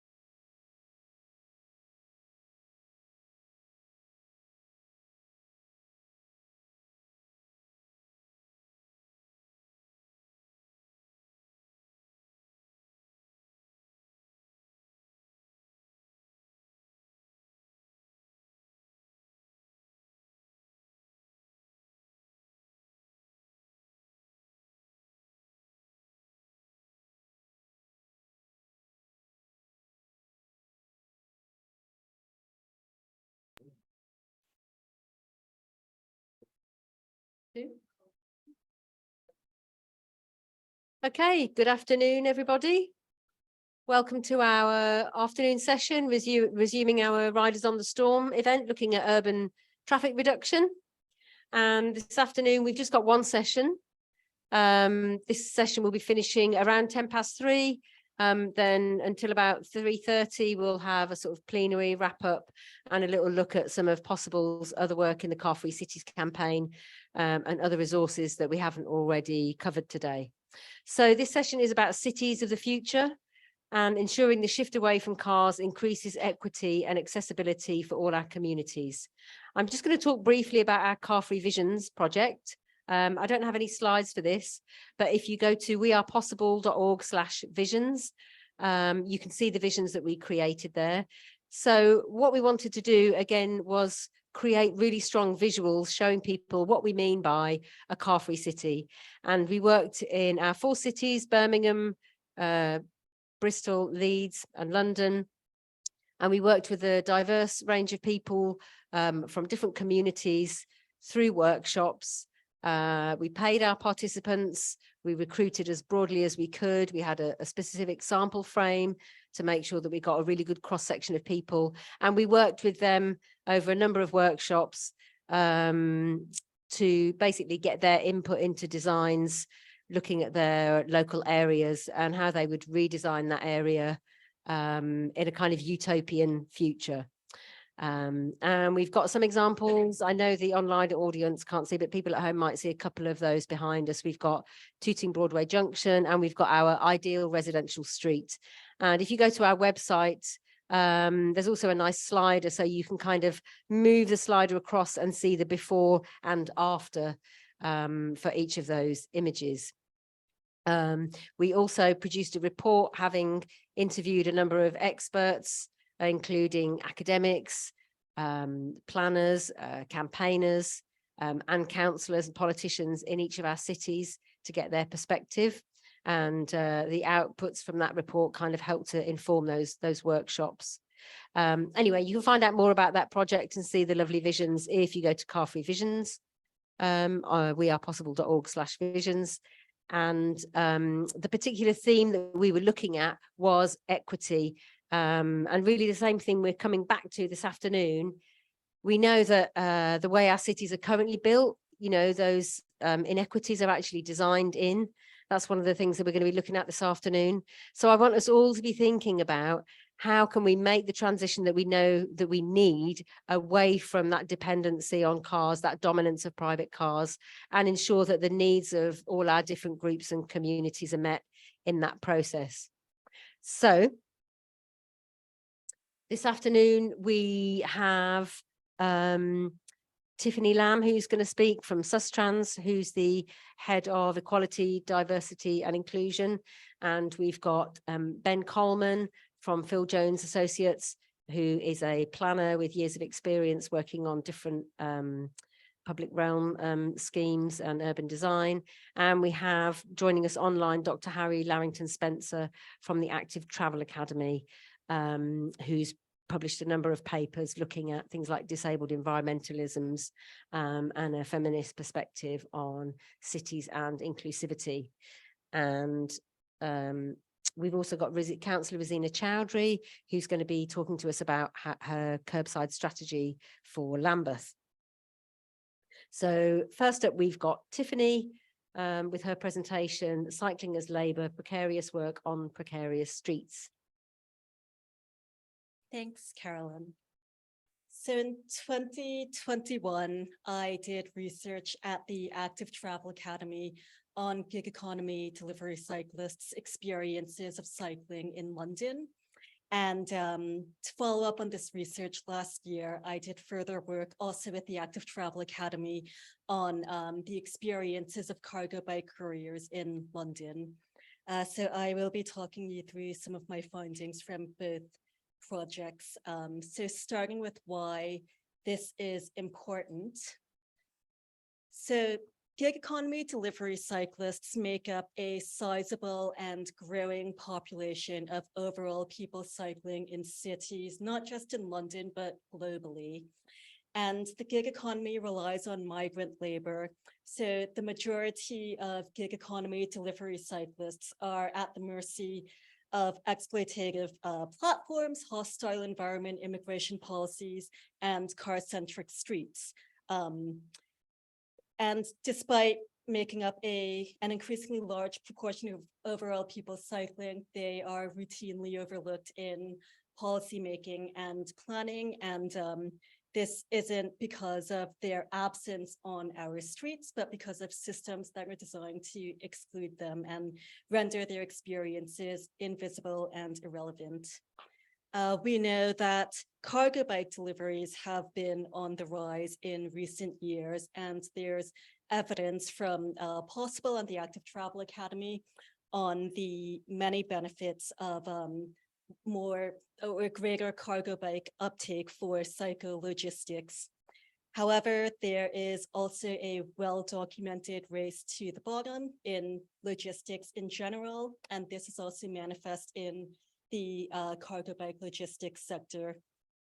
So precarious and low-paid work in harsh and unhealthy working conditions are the day-to-day working experiences of cargo bike couriers as well as gig economy delivery cyclists. The business models of gig economy platforms in particular, as well as the business models of a lot of cargo bike logistics companies, are just built to create a perfect storm of risk factors that not only affect the health and safety of the riders themselves, but all road users. So things like having to be responsive to your phone all the time to accept incoming orders, or to check in with your manager on your timings and locations. Just the time pressure, the lack of safety training, and incentives to work in poor weather are just some examples of how the business models of platforms and cargo bike logistics companies incentivize dangerous riding. In terms of key findings, so working conditions, even though cargo bike logistics companies make a very active effort to distance themselves from gig economy platforms, cargo bike couriers still describe it as a time is money type of job. So gig economy delivery cyclists feel the pressure of having to deliver ASAP a lot more than cargo bike couriers, but the pressure to deliver quickly is consistent across platform delivery cyclists' experiences as well as cargo bike couriers' experiences. And a lot of these cargo bike logistics companies try and capitalize on delivering more sustainably and efficiently and being better for people and the planet. And it's really important to expose just the widespread precarious work that underlies those claims. Road conditions or road safety is really poor. So delivery cyclists who work on gig economy platforms as well as for cargo bike logistics companies describe cycling on London's roads as really dangerous. And for cargo bike, sorry, let me just get rid of that. For cargo bike logistics couriers, they often feel like it's worse for them because cargo bikes are often too big, too wide to fit in cycle lanes. And that forces a lot of cargo bike delivery riders on the roads, and they take the lane, but then that ends up annoying drivers behind them who think they're being slow and not where they're meant to be. Cargo bike couriers also rely on pavements a lot, especially when they have to deliver things to businesses or residences. They just go up on the pavement and leave their bikes there while they drop off their deliveries. However, that makes them a barrier, or that creates barriers to pedestrians using pavements. So for cargo bike couriers, there's a constant feeling of being out of place wherever you are because there's no space for you in the cycle lane. If you take the lane on the roads, then you annoy drivers and expose yourself to more close passes and road abuse. But if you're on the pavement, then you're blocking space from pedestrians. The absence of sheltered spaces to rest, and public toilets were also additional barriers that compounded road safety concerns that a lot of delivery cyclists experienced. And moving on to my final point, delivery, cycling, psychologistics is a highly gendered sector. So for gig economy delivery platforms, it's mostly migrant male labor, whereas for cargo bike logistics companies, it's mainly white male dominated.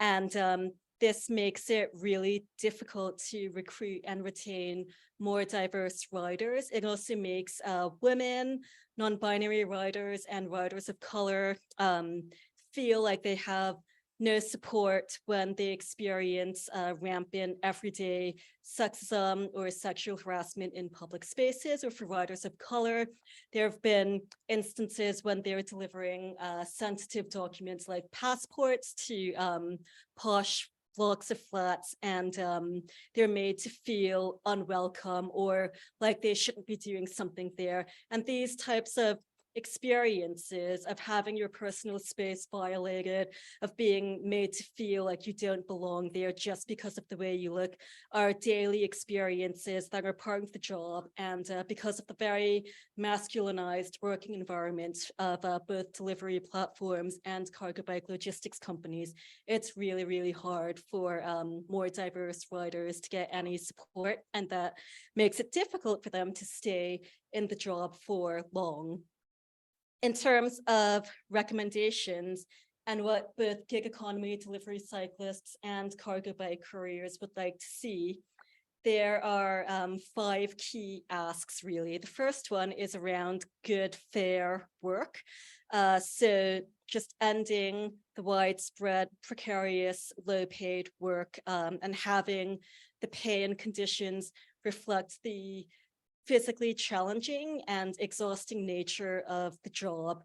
For cargo bike couriers specifically, they felt like the fact that they already like cycling was one of the main motivations for doing that job. But then once they started being a cargo bike courier, they felt devalued, or that their love for cycling was taken for granted and was therefore assumed that this isn't really work. You're doing what you love, so we don't have to pay you that much. When in actual fact, it's very tiring to cycle all day, load and unload the cargo bike, and deal with any maintenance like fixing punctures on the road and things like that.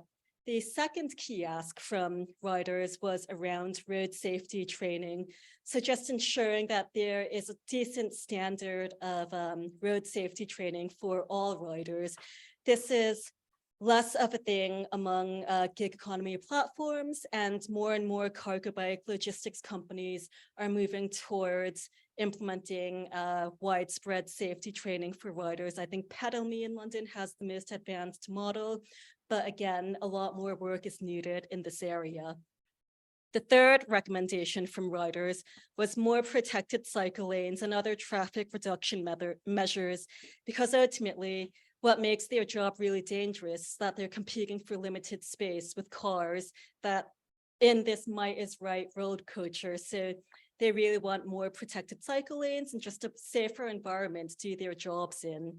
The fourth ask was around increasing the reporting of near misses and road aggression, because near misses, close passes are daily experiences for most people cycling, and especially so for those for whom cycling is their job.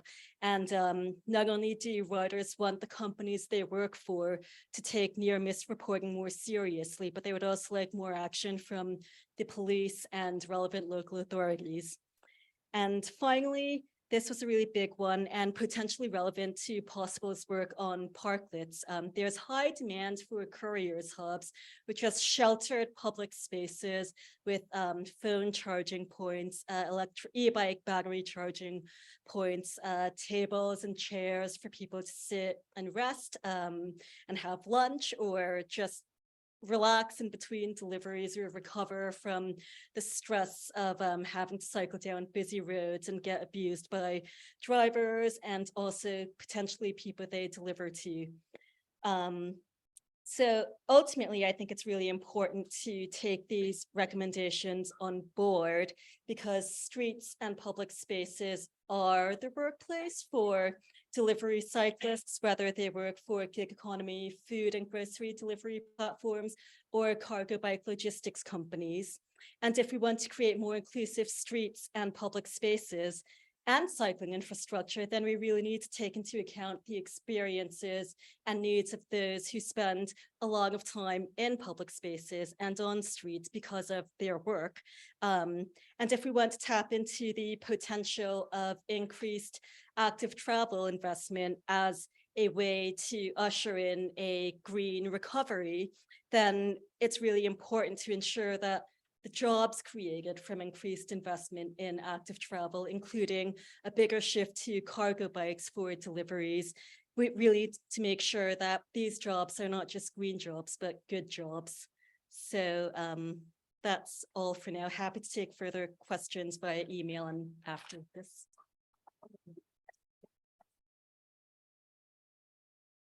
Thank you very much, Tiffany. And just to give the sort of full bio that I neglected to give earlier, as well as currently working at SUSTRANS, leading the Equity, Diversity and Inclusion Strategy Development and Implementation. Yes, Tiffany's got a lot of experience as an expert in inclusive active travel. And just to relate to something actually that Tiffany just covered in her presentation, when we created our car-free vision with Tooting residents of Tooting Broadway Junction, that's something that we wove into the narrative. I'm not sure it features in the picture itself, but the concept of delivery riders having a kind of space to rest, you know, with access to water and seating, although phone charging points is not something that we'd incorporated to, but it would be great to think about that in future. So next we've got Ben Coleman, who's an urban planner working in PJA's London office. He's got wide-ranging experience of developing schemes in both local authority environments and consultant environments in the UK, from initial site analysis and concept through to public engagement and detailed design. And I'll hand over to Ben, who's going to talk about low traffic towns. I'd have given you something shorter if I knew that was going to be read out like that length. I'll keep it here. Okay. Hi, everyone. I'm Ben from PGA. So we're a consultancy from across the UK, but I'm from our London office, quite a small company. But the point of the presentation today is to talk about low traffic towns and kind of what was talked about earlier, the idea of urban traffic reduction and equity in street design. I guess for us, I mean, in a way that's kind of our job, I guess, is trying to create those environments, but it's how do you, particularly out of London, but how do you actually get that message across and try and better understand the lay of the land, and actually how do you get to that position? I live in South London within the Oval LTN, so I guess I'm talking from the perspective of being slightly blessed, and you know, I know it's all good. I get it. And actually, this is a street party near Brixton near me the other week. That's something irrelevant. Oh, that's been cut. Is there any way to that side's been cut off?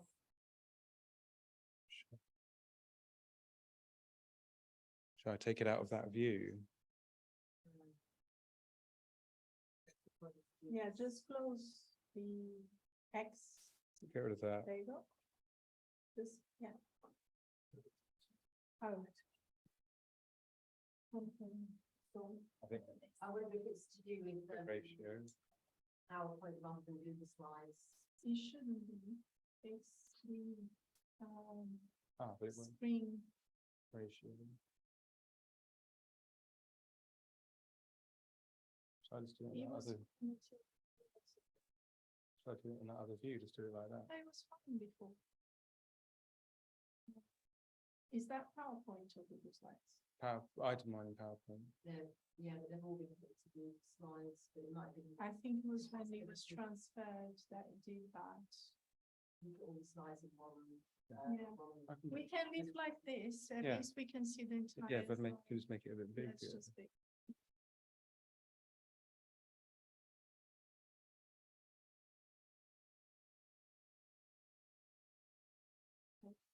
Yeah, it's fine. It's not meant Yeah. to, But at least No, we no, that's see good. your whole Thank you. slide. Don't worry. So yeah, so like I was saying, I'll give a bit of background on, I guess, why we find ourselves in this position, the idea of low traffic towns, and then also some project examples. So I thought what would be useful to show is actually what we at PJ, how we're trying to move these discussions along and kind of help with this point about understanding and creating low traffic towns. I guess the thing that's funny as a practitioner in a way, and like when I was at university, we learned about Donald Appleyard and Liverpool Streets, and this is 40 years old. And actually the interesting thing is that a lot of the numbers and actually I guess the thresholds that we use in design for creating calm street environments have not changed that much. When you look at the flows that Donald Appleyard is using for light traffic, they're not that dissimilar to what's in LTM 120 now. So it's not necessarily like we're talking about huge goalposts being moved and actually what we know to be low traffic conditions.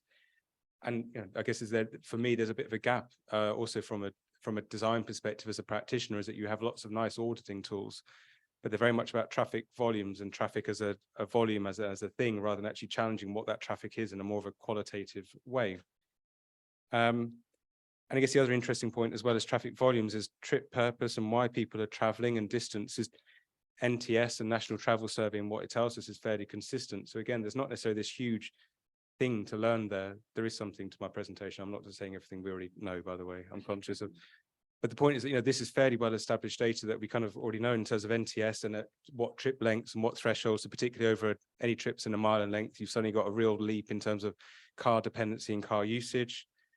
Interestingly, even though we are making less trips on the whole, again, according to NTS, actually that trip hierarchy and why we're making those trips doesn't change that much. The main surge in trip purpose more recently has been people that are just walking for, they're just other people that are just walking, which is that little light green leap at the bottom there. But otherwise, actually, the hierarchy of trip purpose, again, is not changing that much. And it's interesting, actually, that you mentioned tooting, because I think the interesting thing for me is, despite all that knowledge and the data and the research, it's still an incredibly emotive subject. That the prospect of any traffic reduction, consolidation gets people very excited. Oh, that's not me. Oh my God, that's quite scary.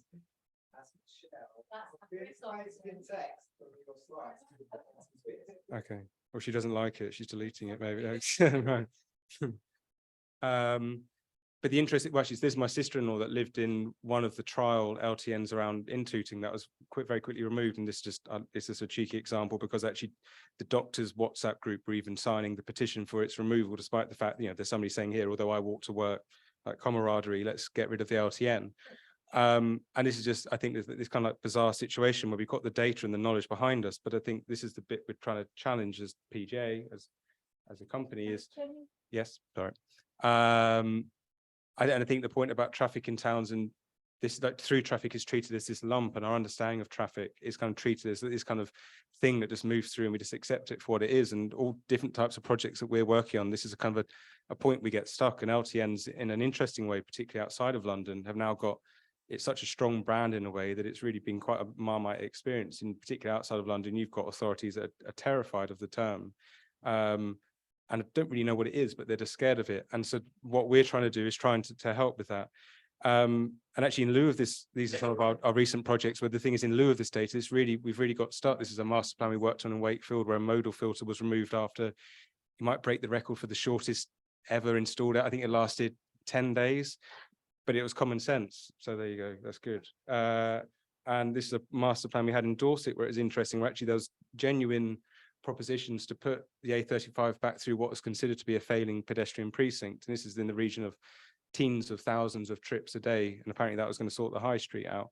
But again, because we don't have that data, and this, I guess, brings to the point of what we're really trying to understand is why traffic, because we know about trip length, trip purpose, we know quite a lot from NTS, but we don't necessarily know why people are doing those trips. And so I've got a very quick whistle stop tour of where and ideally where we have data. Invariably, we're using telematics data. It's cheap, it's quite accessible, but it generally is really good just to get people on board. And even if it is a non-starter, at least we've kind of got that data available. This is an example of some work we're doing in Kent at the moment, supporting an LC whip actually in North Kent. But just one neighborhood where there's particularly 84% of all traffic going through that neighborhood is through traffic, so not stopping with any trip purpose within that small neighborhood. And the point of these different examples is that they're showing different environments and kind of the scales that, I guess, trying to substantiate why is that traffic there. So, so why in this neighborhood is 84% of that traffic through traffic. This is an interesting example in particular, I guess, in regard to the point about the equity and design accessibility. So we work very closely with the Disabled Ramblers group on this project, this LC whip in the Mendips. We also then went further to do some design work as well. So in this example, we've got a high street that's very famous from the film Hot Fuzz. That's why most people know it.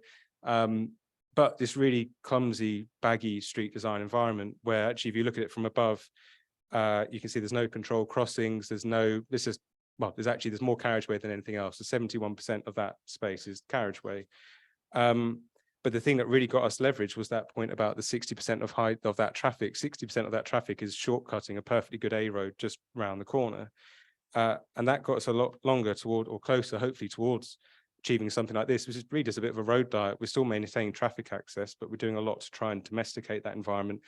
Oh my God, 2 minutes. Okay. And move that traffic on. Sorry. I've deliberately chosen pictures of baggy street design to really exaggerate the point about kind of, I guess, access and how, in terms of actually being able to use that environment. Herefordshire, we've been working on a project where 52% of traffic is intra-traffic. Hereford is no more than 4 miles wide at any point. So over half the traffic in the town is just, like Pac-Man, just going in circles around the town. A mini Holland study in Hampshire, where this is interesting actually, where the challenge for the city is not their own traffic in a way, it's traffic that's born out of the city that's coming in lieu of basically public transport, active travel facilities. So in a way, I feel a bit sorry for the people because the choice is to drive because the alternative is so convoluted and so far-fetched that they do, the car wins. Again, another example of a really baggy street design. Actually, this is an interesting one in North Oxfordshire, where of all traffic passing through the village, including the little quaint Cotswolds-esque high street here, 81% of all trips has passed through that village without stopping. And I guess the point with all these examples is that it helped galvanize us in terms of getting people behind traffic reduction and the idea of it, where it had been completely unfeasible for, it actually got people to think because they could put a number and begin to understand what that traffic was. Lastly, this is an interesting project in Surrey where our brief from the town council, at least, they weren't our client, but was to make the town centre better for SUVs, which we slightly disagreed with. But the interesting thing here is because we had access to panoramics data, we could quickly look and see that about 43% of all traffic through the precious town centre was through traffic, of which 79% was not stopping at this town at any point. And so when we presented that back to the councillors, you got a very different response to that precious traffic on the high street. And so it got us much closer to an idea here actually where we're beginning to stop up streets and begin to think about road diets and actually, active travel and the accessibility of that environment. This town is effectively a one-way gyratory for traffic, no controlled crossings in the town centre, complete free-flowing traffic. And I guess that was we can make all those emotive kind of points, but that it's the data, unfortunately, that really kind of made the point. I'm conscious I'm running out of time, but I guess the other point just to make is this doesn't diminish the role of design. Okay, right. I've moaned a lot about traffic, but that's not to say obviously LTNs and everything has accelerated the discussion of traffic volumes. But in my mind, obviously bad design has always existed and will always exist. And that is still a challenge that we can address without the need of traffic reduction. Ideally, we'll do both. But this is just an example of an LC whip we're doing at the moment in Frome, where the interesting feedback we had here, and we've engaged a lot with the local access group, who their feedback consistently has been, it's great that you're doing an LC whip, but it's such a hostile environment to us. So anyway, because of footways disappearing, poor street materials, we'll just drive anyway. Our choice is we would prefer to drive than any other mode as it stands. Not because of traffic volumes, just actually because of the rubbish design. So yeah, it's just like moving discussion along. Last point, and this is something that Mark's familiar with, and this is just relevant only because to come full circle back to the traffic point, I started my career at Brighton Council, and we had a very controversial project there where a roundabout looks like this. There's 7 dials, it's in the name, 7 arms approaching the junction. I remember as a kid, it used to be a naughty challenge to try and get to the island. I don't know what you did when you got there, but you got there. And the point of the project, though, was that we improved it, well, we felt we did, to go from that to that. So we removed all the guardrail, we converted all the crossings to zebra crossings, huge decluttering exercise, removed a lot of basically redundant carriageway space. But again, we engaged with the local mobility group. I think some of the councillors went on a blindfolded walk through the space to try and understand it in its previous layout. But the conclusion was, even when we had kind of delivered the project from that group, was they would consciously avoid this junction anyway, because it's 7 arms of traffic and it's a nightmare, you know, from a legibility perspective, actually interpreting that environment. And I guess to go full circle back to the point of, ideally, you know, the marriage is of traffic volume reduction and then also actually good design, because if you don't get both, you kind of end up a bit of a lopsided view like this, where you've got a nice design, but you're still accommodating all the same traffic you had before. And we've done the job for some, not for all. And yeah, and I guess the point is just to conclude that there's a book called Prisoners of Geography by Tim Marshall that kind of reminds me of, you know, lots of places we work, that's kind of where we are. We're prisoners of basically, you know, that project I was talking about in Surrey, the road network is nearly 200 years old, and everything yellow is what we were still working with for that project. So we only have so much space to work with. Like, these towns aren't booming in size or going anywhere. So we have to really be realistic about what that space is being used for and by who, if we're going to be equal and fair.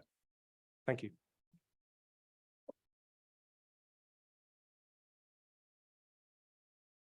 Thanks, Ben. It's really good to have yeah, kind of built environment and design and planning perspective to throw into the mix.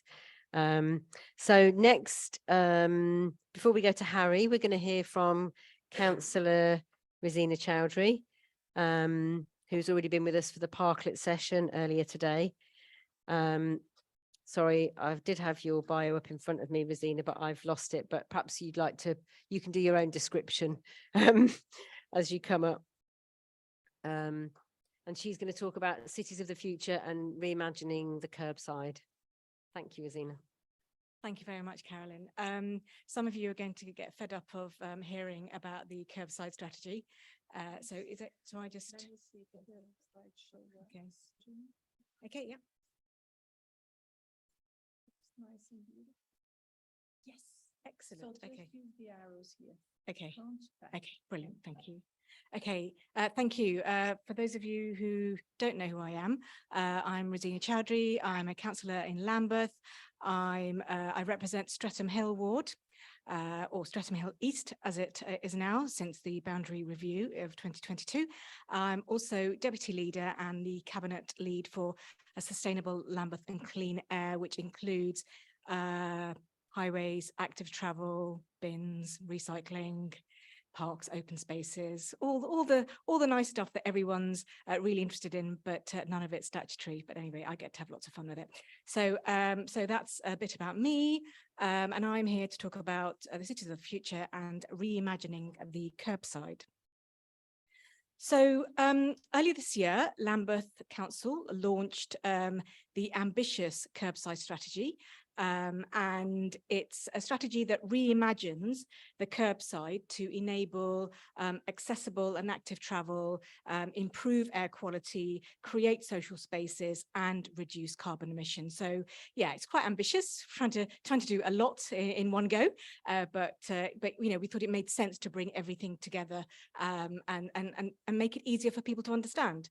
So you know, but essentially, what it sets out to do is rebalance priorities and mitigate some of the creeping inequalities in our public realm, where our roads have been increasingly dominated by cars without anyone asking for our permission. So why curbside now? Well, we declared a climate emergency back in 2019, and we were one of the first London boroughs to do this. And we held a citizens' assembly where people told us they wanted it to be easier to walk, cycle, and wheel around Lambeth. And they said they wanted more space for socializing. They wanted more safe spaces for children to play, and they wanted more greenery on their streets. Already, okay, I'm going to have to be really fast. Okay, so so yes, essentially, you know, we wanted to reimagine what the curbside could be like, and yeah, the Climate Action Plan came along in 2021. Yeah, so our residents wanted 25% of the parking space to be allocated to for sustainable uses. So this is very quickly. So this is where we are. in that, the curbside in Lambeth currently, 94% of it is used for parking cars. Only 6% is used for sustainable uses, for things like cycle lanes, pedestrian crossings, bus lanes, taxi bays, cycle hangers. So yes, only 6%, despite the fact that, hang on. Despite the fact that 60% of households don't have access to a car, and which we thought was really, really unfair. Where am I now? Okay, so we wanted the strategy to set out how to, create fair and equal access to the curbside. We wanted to ensure that as part of that strategy, we have community interaction and engagement, because there's nothing worse than, you might want to do nice things, but nobody wants to have things done to them. They want to have a role in designing that. So a lot of co-creation and co-design is built into that strategy. We want to build economic resilience. So it's really important to work with businesses. So the business parklets come into that, because we wanted to make sure that businesses saw that as beneficial to them. And health and well-being is at the heart of it all. We want to have a healthier borough, and what's more healthier than encouraging your residents to be out and about, walking, cycling, wheeling. That's an important part of that. So yes, so basically it's not just theory, it's got to be practical. So very quickly, I'm going to go through the priorities. So priority 1, we've got a set of curbside basics. So each priority, we've got 4 priorities, and each priority has a set of basics, because we want everyone across Lambeth to experience what it could look like, because there's nothing greater than actually seeing it for real to understand how beneficial it can be, and it can convert the most cynical of your residents to coming on side. So we want people to feel confident walking, cycling, or wheeling or scooting.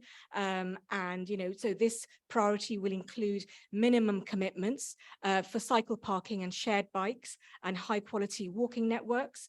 So a curbside basic here could be committing to all households to being within 50 meters of free cycle parking.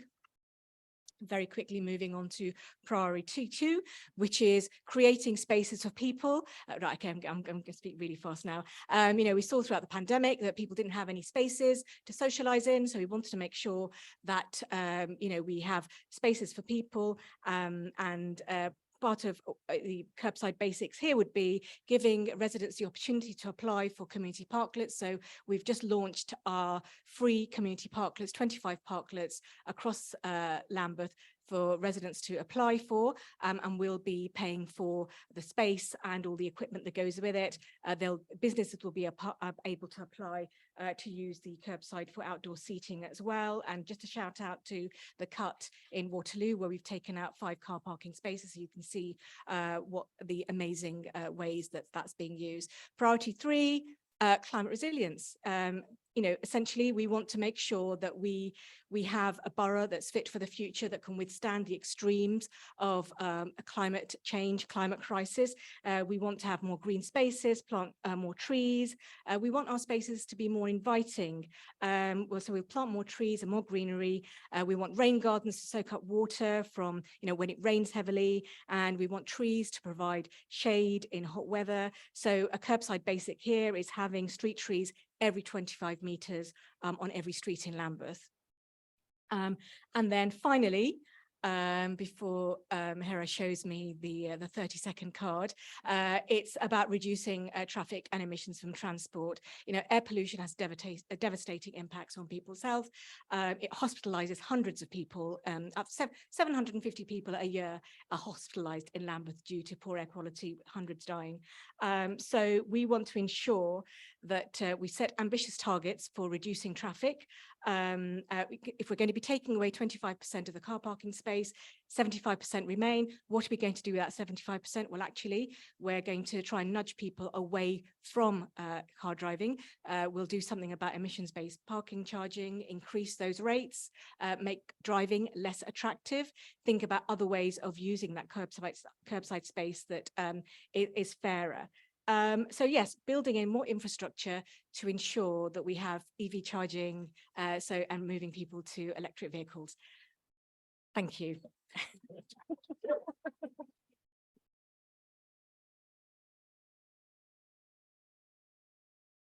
Thank you very much, Rosina. So Rosina's talked to 3 breakout groups and everybody as a whole and the online audience. So we'll be testing the people in the room on the stats in the Lambeth curbside strategy.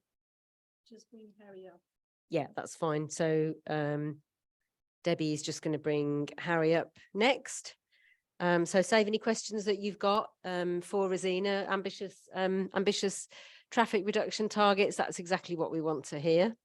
Yep, so save your questions for the Q&A. So joining us from home, we've got Harry. She's a research fellow in the Active Travel Academy, who we've already heard from today at the University of Westminster.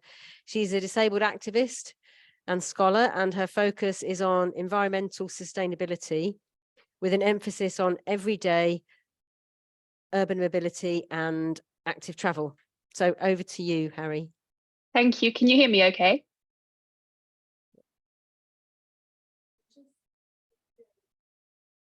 Can you hear me? Sorry. I Yeah. did a thumbs up, but you may not have been able to see that. No, I can't see. Okay. Yeah, we can hear you fine, Harry. Over to you. So thank you for the introduction. So yeah, I'm Harry. I'm a research fellow with the Active Travel Academy. I'm also a trustee for Wheels for Wellbeing, which is a charity that seeks to support disabled people to access cycling. And I'm also a disabled person, which is really important in my work. And I have a chronic illness and an upper limb impairment, which are the result of a driver left hooking me with their car in 2017. In this talk, I'm going to give a bit of a think piece on where we are in terms of sustainable transport in relation to disability, how we got here and where we need to go. So I'm going to start big. So capitalism is the root cause of the climate crisis. Within a capitalist mode of production, the natural environment is perceived as a space to continuously expand and exploit, as ever greater levels of consumption are needed to not only drive, but also grow the economy. And in addition to creating the climate crisis, capitalism also produces disability. It does this very literally through poverty, wars, and what we'll increasingly see is through environmental degradation and climate change. But it also produces disability through the discriminatory barriers faced by people with impairments. And within capitalism, these barriers that disabled people face are necessary, because for the ideology to function, disabled people's experiences have got to be worse than non-disabled people's experiences. And this is because the stigma of disability and the material reality of disabled people's inferior living conditions disciplines the workforce. In capitalism, disabled is the worst thing to become. So Mike Oliver and Colin Barnes, who are 2 disability scholars, identify how the negative assumptions and ideologies around impairment are so deeply embedded within social consciousness that they have become understood as social facts, and they obscure understandings of disability as socially created. Disability has been so stigmatized and othered that the inferiority of disabled people is widely accepted, and our exclusion is considered, whether consciously or unconsciously, as justifiable. And we see this exclusion of disabled people as naturalized social facts emerge time and again in our transport systems. For walking, our pavements, which are the most basic form of transport infrastructure, are not only inaccessible because of absence of crossings, cars parked to cross them, and lack of drop curbs or curb cuts, but they're dangerous. They're in a dangerously poor condition because of decades of underinvestment. For disabled people who cycle and use adapted and non-standard cycles, we constantly face infrastructure that was designed for the non-disabled person cycling a 2-wheel bike. And it's 2023 and we do not have a universally accessible public transport system. Most trains do not have level boarding. The government is trying to close ticket offices. Only 1/3 of tube stations in London have step-free access. Bus drivers are still refusing to deploy the ramp for wheelchair-using passengers, and on many buses, 2 wheelchair-using disabled people cannot travel together. The forced immobility, as Kay Inkle has termed it, that disabled people experience because of inaccessible transport systems results in exclusion from social and recreational spaces, as well as from economic and work opportunities. Because of this exclusion, disabled people are more likely to experience poverty and social isolation than any other group, and the lack of access to mobility and transport and the associated physical activity and exercise that you can get from that frequently compounds pre-existing conditions with secondary mental and physical health conditions. And at the same time, we're at a point, well, beyond the point, where our transport system needs to change. Transport's the biggest contributor to carbon dioxide emissions in the UK, and this is mostly from road transport. And the transition must, in my opinion, not only consider disabled people's needs as important, but disability must be a central component of it. This is because disability is inherently anti-capitalist. Disability, as previously discussed, is the material against which capitalist futures are produced. This is about more than disability, justice and inclusion. It's about recognising disability, as Alison Kafer puts it, as political, as valuable, as integral. It is only through this recognition that a mobility transition can increase equity and begin to challenge the structural exclusion that disabled people have faced in mobility, which leads to the question, what would a mobility system look like where disability is recognised as political, as valuable, as integral? So there's the basics. We need inclusive walking and wheeling infrastructure. We need inclusive cycling infrastructure. We need a universally accessible public transport system. And we need to talk about private car use. So as part of a mobility transition, we need to decenter private vehicles from our transport systems. There's no doubt about this. Private mobility has been prioritised above all other forms of transport, and the car cultures created through the prioritisation harms disabled and older people. Disabled pedestrians are 5 times more likely to be injured than non-disabled pedestrians, and death and life-changing disability resulting from a collision is significantly higher in older pedestrians. Harry, yeah. Sorry, would you mind just slowing down so we can sorry. Absorb? No, it's great, but just because we don't have the slides, and people at home who are watching online should be able to use the Otter captions if you use the link. Sorry, I talk really quickly when I'm nervous. Yeah, no, that's all right. We're all trying to keep up and retweet and Yeah. So yeah, that would be really helpful. Thank you. Take your time. So simultaneously, decentering private mobility will be a concern for disabled people who use cars as mobility aids. For many, driving will be a way to have control over one's own mobility that is not afforded by the social facts of disability exclusion that are ingrained in public transport and active travel. And for some disabled people, the private vehicle may remain the necessary mode of transport. But this is likely to change over time as people become used to changing mobility systems and they begin to trust the level of inclusion that these changing mobility systems offer. And it's very likely that many disabled people who rely on private vehicles will fear a mobility transition. When you've spent your life fighting for the accommodations you need to be able to access society, any potential change to those accommodations is going to be terrifying. So we need to be patient and understanding of fears of transition. But what we also need to recognise, and this is a very difficult conversation to have, is that when we have prioritised the private car over all other forms of transport, we have prioritised the mobility needs of disabled people who drive over disabled people who do not drive and who do not have access to a car. And I think here, that understanding the difference between accessibility and inclusion is really helpful. So accessibility is binary, black and white. You can access or you cannot access. But inclusion recognises that disabled people can often have conflicting access needs. And when thinking about mobility, you may need to balance these. And I heard from City of London a really nice saying, and that's nobody is excluded and everybody has the best possible experience. And this could mean, for example, that the access experience of a person who drives and which has been historically prioritised may have to slightly reduce, for example, by having a more circuitous journey in order for the experiences of disabled people who walk, wheel or cycle to become safer and possible. But again, these are very difficult conversations, but they're conversations that we need to have. And within these conversations, we need to make sure that disabled people are central to them, both as experts by profession and as experts by experience. And as we're working towards this equitable and just mobility transition, what's really, really important is we also need to be fighting the structural ableism that is prolific within society more broadly. Because if we're not fighting this broader structural ableism, then what we end up doing, if we're fighting for equality within transport, is actually we're just advocating for individual preferences. And this means we're reinforcing ableism and privileging some disabled people over others. So that's me. Sorry for going so quick.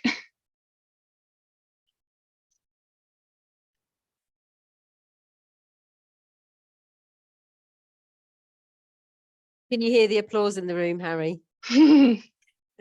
Thank you. That was great. That was quite whistle stop, but it would be great if there's anything we could share afterwards that would give people a bit more of an insight. Actually, we have got Otter captions, so and we'll have the transcript of the event. I think that we should be able to share afterwards, so that will you know, be able to sort of reinforce the message to people. So that was great. Thank you very much. You're the last of our speakers today, Harry. So we're now going to have a panel. So if you can stay with us for a bit, hopefully people are fielding their questions. So if Ben and Tiffany would like to come up, we've got an extra mic. I'll pass that one to you, Tiff.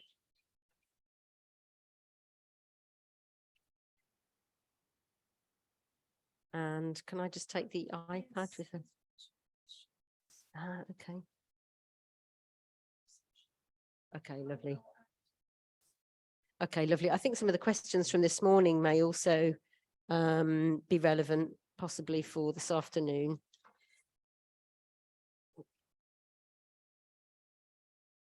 And hopefully we've got some good questions from in the room as well.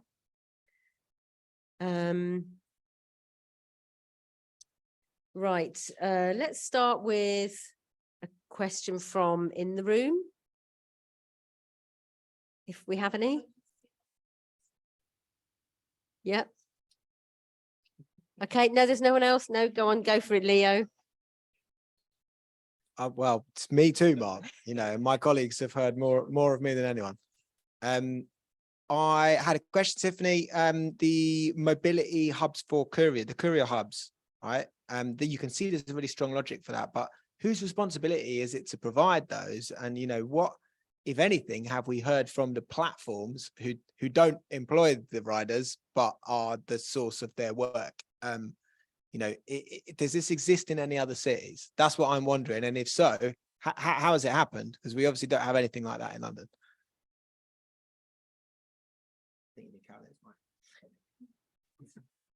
That's a good question, Leo. So I think it broadly falls on the local authority to create and provide that hub. That's something we tried to explore with Lambeth.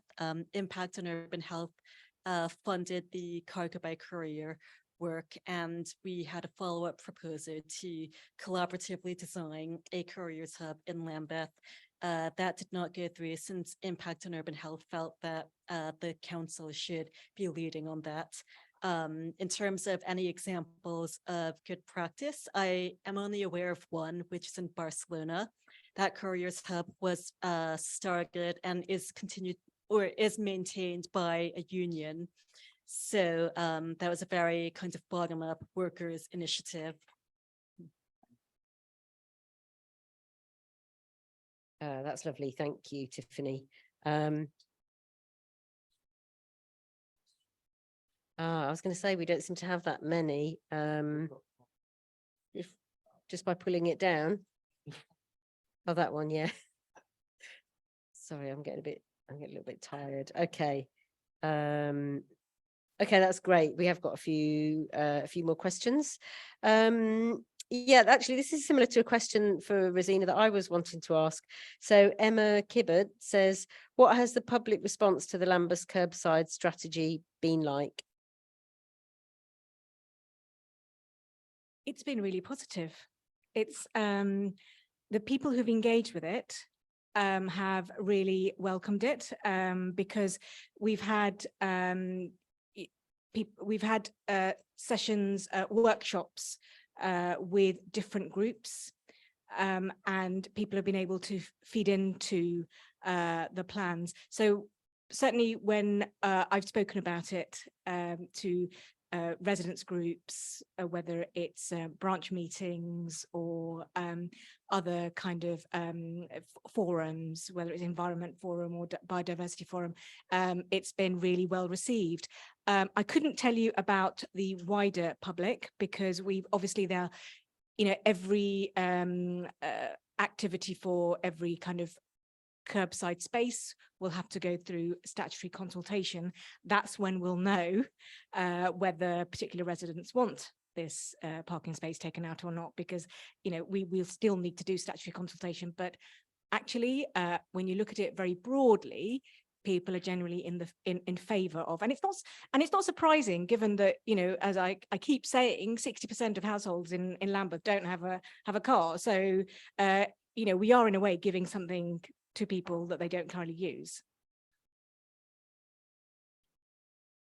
That's great, thank you, and hopefully very reassuring for the councillors who are attending or watching today. I wondered if you could talk a little bit about, because you were telling me earlier on in the breakout sessions that the strategy was partly developed in response to demand from residents, and I wondered if you could talk a little bit about how that demand was expressed and the kind of process, whether it was a consultation mechanism by which that feedback was given to the council, and the role of local campaigning organisations like Living Streets, and what sort of impact that had, if that makes sense.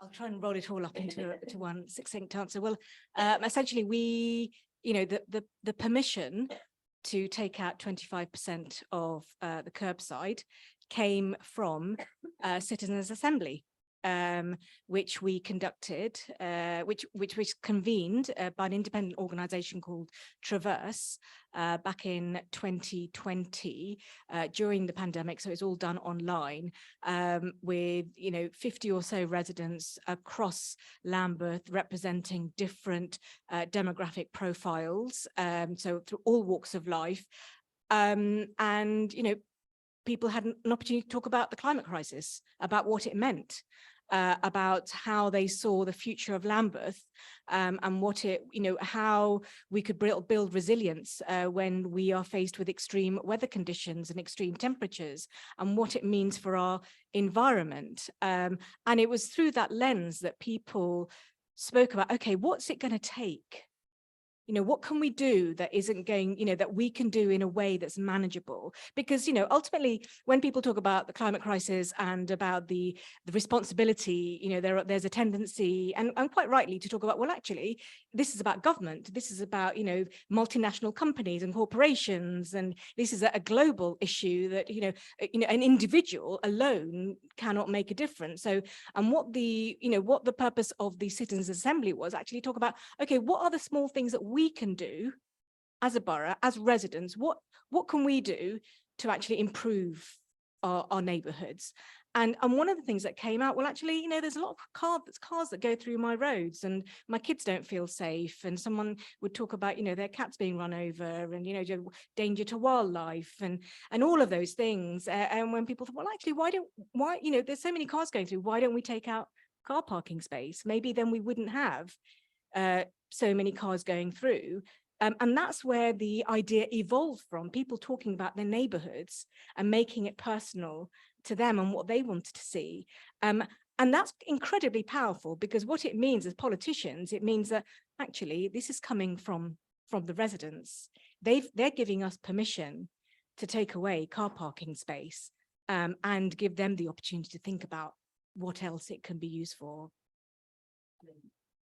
And I didn't mention about, you know, the really important work of community groups like Living Streets and Mums for Lungs, who have been, you know, critical in providing that support, you know, the intelligence and the expertise, and just the kind of giving us that resilience to be able to carry on to do the right thing. Because sometimes it's quite lonely business when you're trying to, like, you know, voice what you think is the right thing to do, with people who'll give you very compelling reasons why it's not the right thing to do, but facts alone aren't enough. You've got, you know, there have to be real stories of why and how it's changing people's lives, and how we all need to do something, and it shouldn't just be the responsibility of one or two good people, but everyone has to do their bit.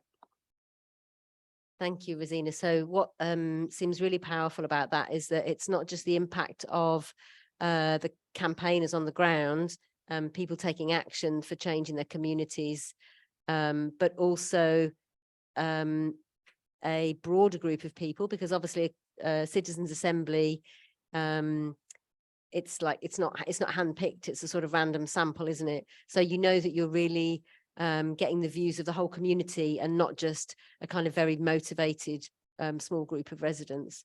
And I think that might also be a bit of a claim for some impact from possible there, because I believe one of our former directors spoke at that citizens assembly, I think.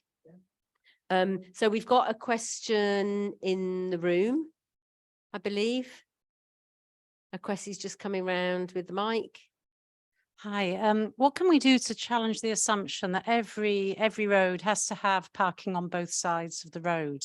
And this oversupply of parking, and in our council, they will say, well, we need to provide visitor parking and so on, and that makes them income.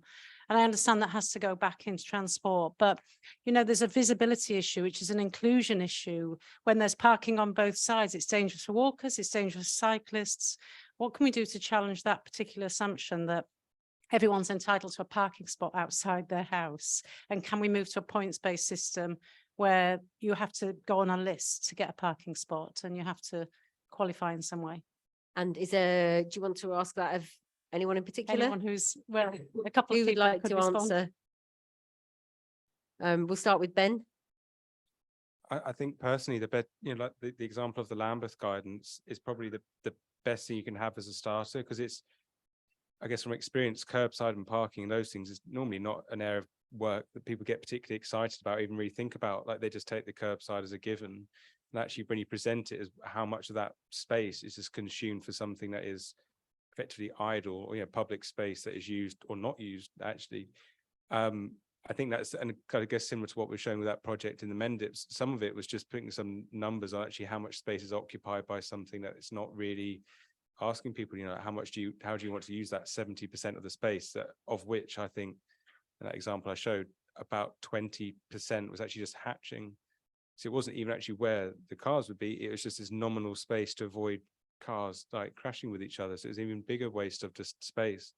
I think it's numbers personally. I think it actually needs to be presented back to people of like, well, are you happy with that space being used that way, and actually imagining what they could do differently. And I think Lambeth's work will be trailblazing personally.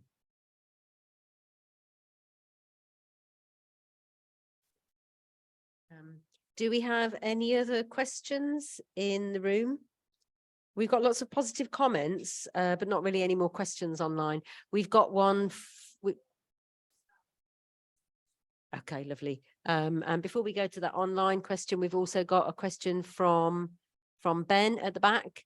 Also, I forgot to say, if you're asking a question, please do introduce yourself and say who your question's for, if it's anyone in particular. So Ben Foley from Wheels for Wellbeing. So thanks, Harry, for what you were saying. It was a good antidote for what we'd heard previously, where the only mention of disability had been in terms of disabled people as being an exception, might need to use a car. It's something that struck me, that I've got a vague feeling I remember somewhere that disabled people are less likely to have access to cars than non-disabled people. Do you have any feel for the sort of ratio there is there? Yeah, I think we've got data on that in our Nobody Left Behind report, but I would need somebody from Possible to look that up for me, because I don't know off the top of my head. But we know that it is, I think it might be something like 70%. Yeah, Harry probably will know, actually. Let's pass to Harry. Sorry, Harry.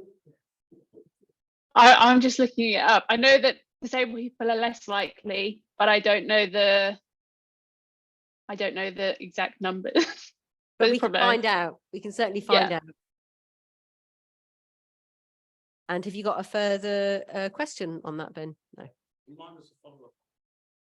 Okay, we've got we've got another question in the room from. Sorry, Harry, it's another one for you. So there's a pedestrian priority street in Brighton, which has been made fully pedestrianised, and the concentration has been on one disabled woman that lives in that street, as she's had completely all her rights taken away to have car access. But there's been no focus on the accessibility improvement, and as Rosina said, about the stories, because the stories are for people who couldn't access the street, but haven't yet got access to the street because it hasn't been put in yet. So there's no positive press about all the disabled people that can access it in future because they haven't been using it yet. So how do you weigh up those two things where the positives aren't there yet to have the stories about, and all we have is a story in the press about somebody who is disenfranchised?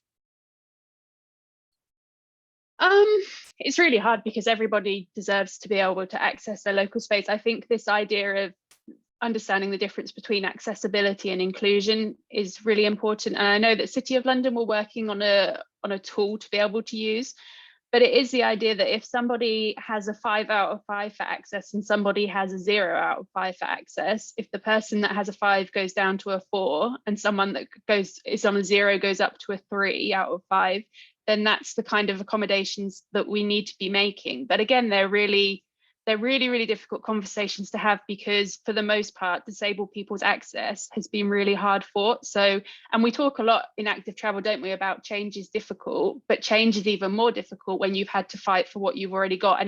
And what you've already got is the absolute bare minimum. So, you know, we need to be having these conversations. We need to involve disabled people.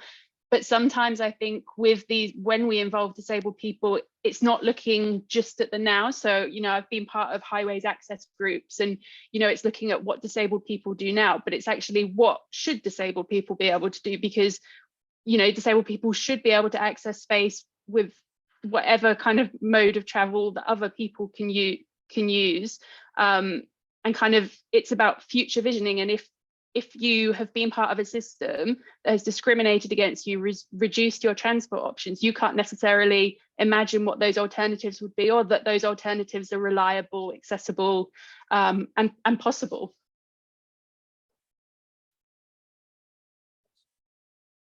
Yeah, I think I've got them, Debbie. I'll refresh it again. That's great. Thank you, Harry. Some really important points there. And just to come back to Ben's question, Leo has helpfully looked it up from the National Travel Survey, which found that disabled people are around twice as likely to not hold a full driving licence and almost a third less likely to have access to a car as a main driver. But it also showed that even with access to a car, disabled people are disproportionately more likely to make passenger trips than non-disabled people. Thank you for that, Leo. So we've got a question here from Hannah Greenberg, who I believe is a councillor, I think, in Winchester. And she has a question for Ben. As a prisoner of geography in Winchester, what are the first actions I should be pushing for as the gateway to transformation in our city? That example was from Winchester community, the one I used of Hampshire. I would say the main thing is addressing obviously the transport point. I guess I was conscious in that presentation, it talks a lot about traffic, which is not always the most exciting prospect. But I think actually, particularly in that example of Winchester, knowing it quite well, actually, I think is that it needs some degree of hierarchy, like, you know, Manual for Streets has a user hierarchy group or implies like how we should design our streets. But quite often we don't really have a space for a movement hierarchy. And actually somewhere like Winchester, that's a historic city, actually potentially very attractive city with, you know, lots of good public realm already. I think that's missing, and lots of, I guess for us, it's an area where it doesn't exist very often. So that you have master plans, you have LC whips, but very rarely do you have someone that says explicitly, we're going to put people and, you know, people friendly design first and prioritize out from that. So if I was in Winchester, and I'd refer to the Mini Holland submission that's just gone in as well, because that was trying to make those points. Thank you, Ben. Yeah, I should say that Anzir Boudou is watching online. He was our Car-Free Cities consultant and the author of the Nobody Left Behind report that can be accessed on our website. Yeah, so he's also come up with the statistics, and also Giselle Dutoit has looked up those same stats for us. I'd like to just do one more question if I can from the online submissions. Have we got any more questions in the room? Okay, so just one more from online and then one more from James in the room. So Abby Booker asks, how can we make sure that the experience of disabled people is at the centre of transport strategies? Are there any tempting solutions that we need to avoid that would benefit non-disabled people who walk and cycle, but negatively impact disabled people. I'm going to put that one to Harry. If that question makes sense. Are there any tempting solutions we should avoid that would benefit non-disabled people who walk and cycle but negatively impact disabled people? I mean, probably the standout one that a lot of local authorities would try and do, but they should not be doing now, and it says specifically in LTM 120, will be these shared space, and that comes from not wanting to reprioritize road space and putting pedestrians and cyclists in conflict with each other. So I think that for me is the standout one. I suppose if you look at kind of the media, the one that would come out would be low traffic neighborhoods, but I don't believe that that is the case, and that low traffic neighborhoods could support disabled people to travel actively and have better transport options. But yeah, they're kind of the two that would stand out. So ultimately taking space away from the highway rather than expecting cyclists, pedestrians, people wheeling, scooting all to share the same space. Yeah, exactly. And I think for local authorities, shared space is it's a quick fix that kind of not very, you don't get motorists being vocal about it. So they'll try and do that over other options because it's easy, but not taking those easy options. Lovely. Thank you, Harry. So just one last question in the room and then we'll move on to our kind of closing plenary. Would you like to introduce yourself, James? Yeah, James Grant. I've worked in transport for a long time and currently studying at the Institute for Innovation and Public Purpose at UCL. And I'm researching participation, public participation and engagement. Rosina's kind of spoken to this in terms of the Citizens' Assembly and these I suppose, techniques that local authorities are using to manage some of the challenges of these transitions. I wonder if Ben had reflections from sort of experiences around the country on the use of techniques that I suppose go beyond the traditional public consultation window in a planning process or a project process, and how that plays out, whether they're being useful, whether that's helping with the challenge of reducing car use. Sure. Yeah, I think the thing, I guess similar to the answer I gave before, the interesting thing, I guess, in practice is that projects come from all different places, and that often, like, invariably, almost it feels like it predetermines actually then what engagement or what is then takes place in that project, almost because the local authority invariably will have an idea of what the project's going to be, what it needs, how it's funded, and it's not a foregone conclusion necessarily. And hope, in the best possible projects, that's an open conversation you have at the beginning, or it might have already predated the project. But I would say that is the main challenge for us, is often sometimes like an LC whip, for example, you'll have a project type where the authority invariably is incentivized to do it because they want active travel infrastructure, and they might have a limited amount of funding available, and they will, more than anything else, prioritize that they've got infrastructure at the end of that project designed, sometimes to the detriment of engagement maybe or other parts. And I think that common thread is probably missing against project types. That will be obviously try and have a consistent level of it, but it's very, I say it's very project type specific and locations. I guess the advantage of working, and it sounds corny, but the advantage of working at a smaller company like PGA is that we're generally probably engaging with people that are probably already more excited. Or like I gave the example of Froome earlier. Froome has got more project groups than you can shake a stick at. Like, just when you think you've met them all, like there's more. Like, it's so every now, on most of our projects they are super engaged in the areas we work in, but that's almost because we're predisposed probably to meeting those groups. But even in those instances, that's not necessarily still corralled into a consistent output. And I think that goes, but yeah, it goes back to that point about project types, and always having like a minimum level of understanding that this is probably what you should be doing on all project types are relevant. If it's an LC whip, an LTN, whatever it might be, it just should be like a baseline thing, and it's not at the moment. Smashing. Thank you, Ben. So that concludes our panel discussion for the afternoon session about cities of the future. Sorry that Tiffany had to rush off. She had to go and catch a train. So sorry she wasn't able to stay quiet until the end. So what we're going to do now is just have a nice kind of summary of the day from Hira, our ex-head of Car Free Cities and now Director of Campaigns and Impact, telling us a little bit about some of the other bits of our work that weren't covered today. We'll be wrapping up about 3:30, and then people in the room, you're welcome to stay. There'll be more refreshments, more water. I know it's very hot in here. And just to answer some of the questions that I think people have been asking, general questions in the chat today, we will be making a recording available of the session, and I believe the speakers are all willing to share their slides, and I think we should have a transcript as well. So everything will be made available. So thank you very much to Councillor Rosina Chowdhury and to Ben.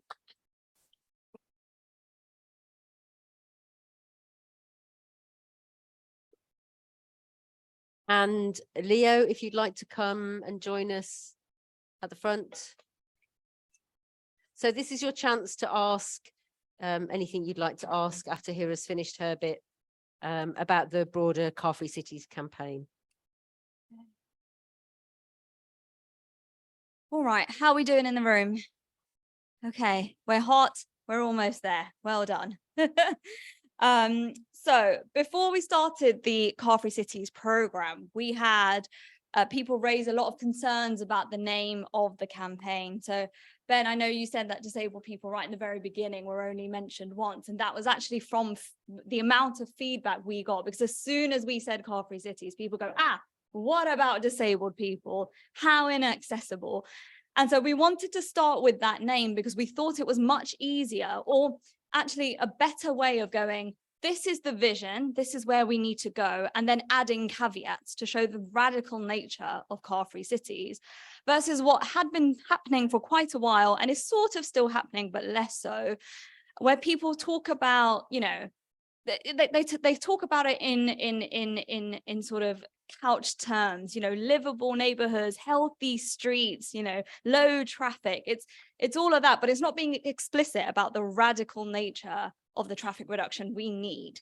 But you know, where we're seeing change. So, you know, our work has been part of a broader shift in attitudes towards cars.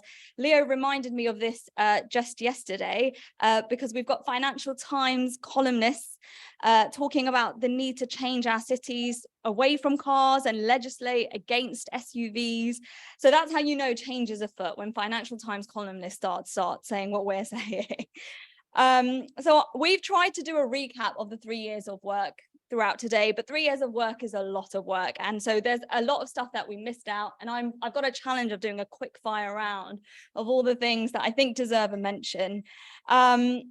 So the starting off was our Going Car Free project. So last January, we followed a diverse group of 10 regular drivers with a variety of mobility needs, most of them parents, some of them disabled, as they tried to go car free.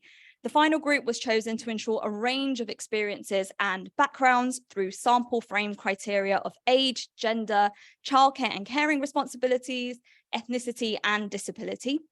Participants completed pre- and post-trial surveys, daily travel logs, and recorded their experiences via video and voice notes.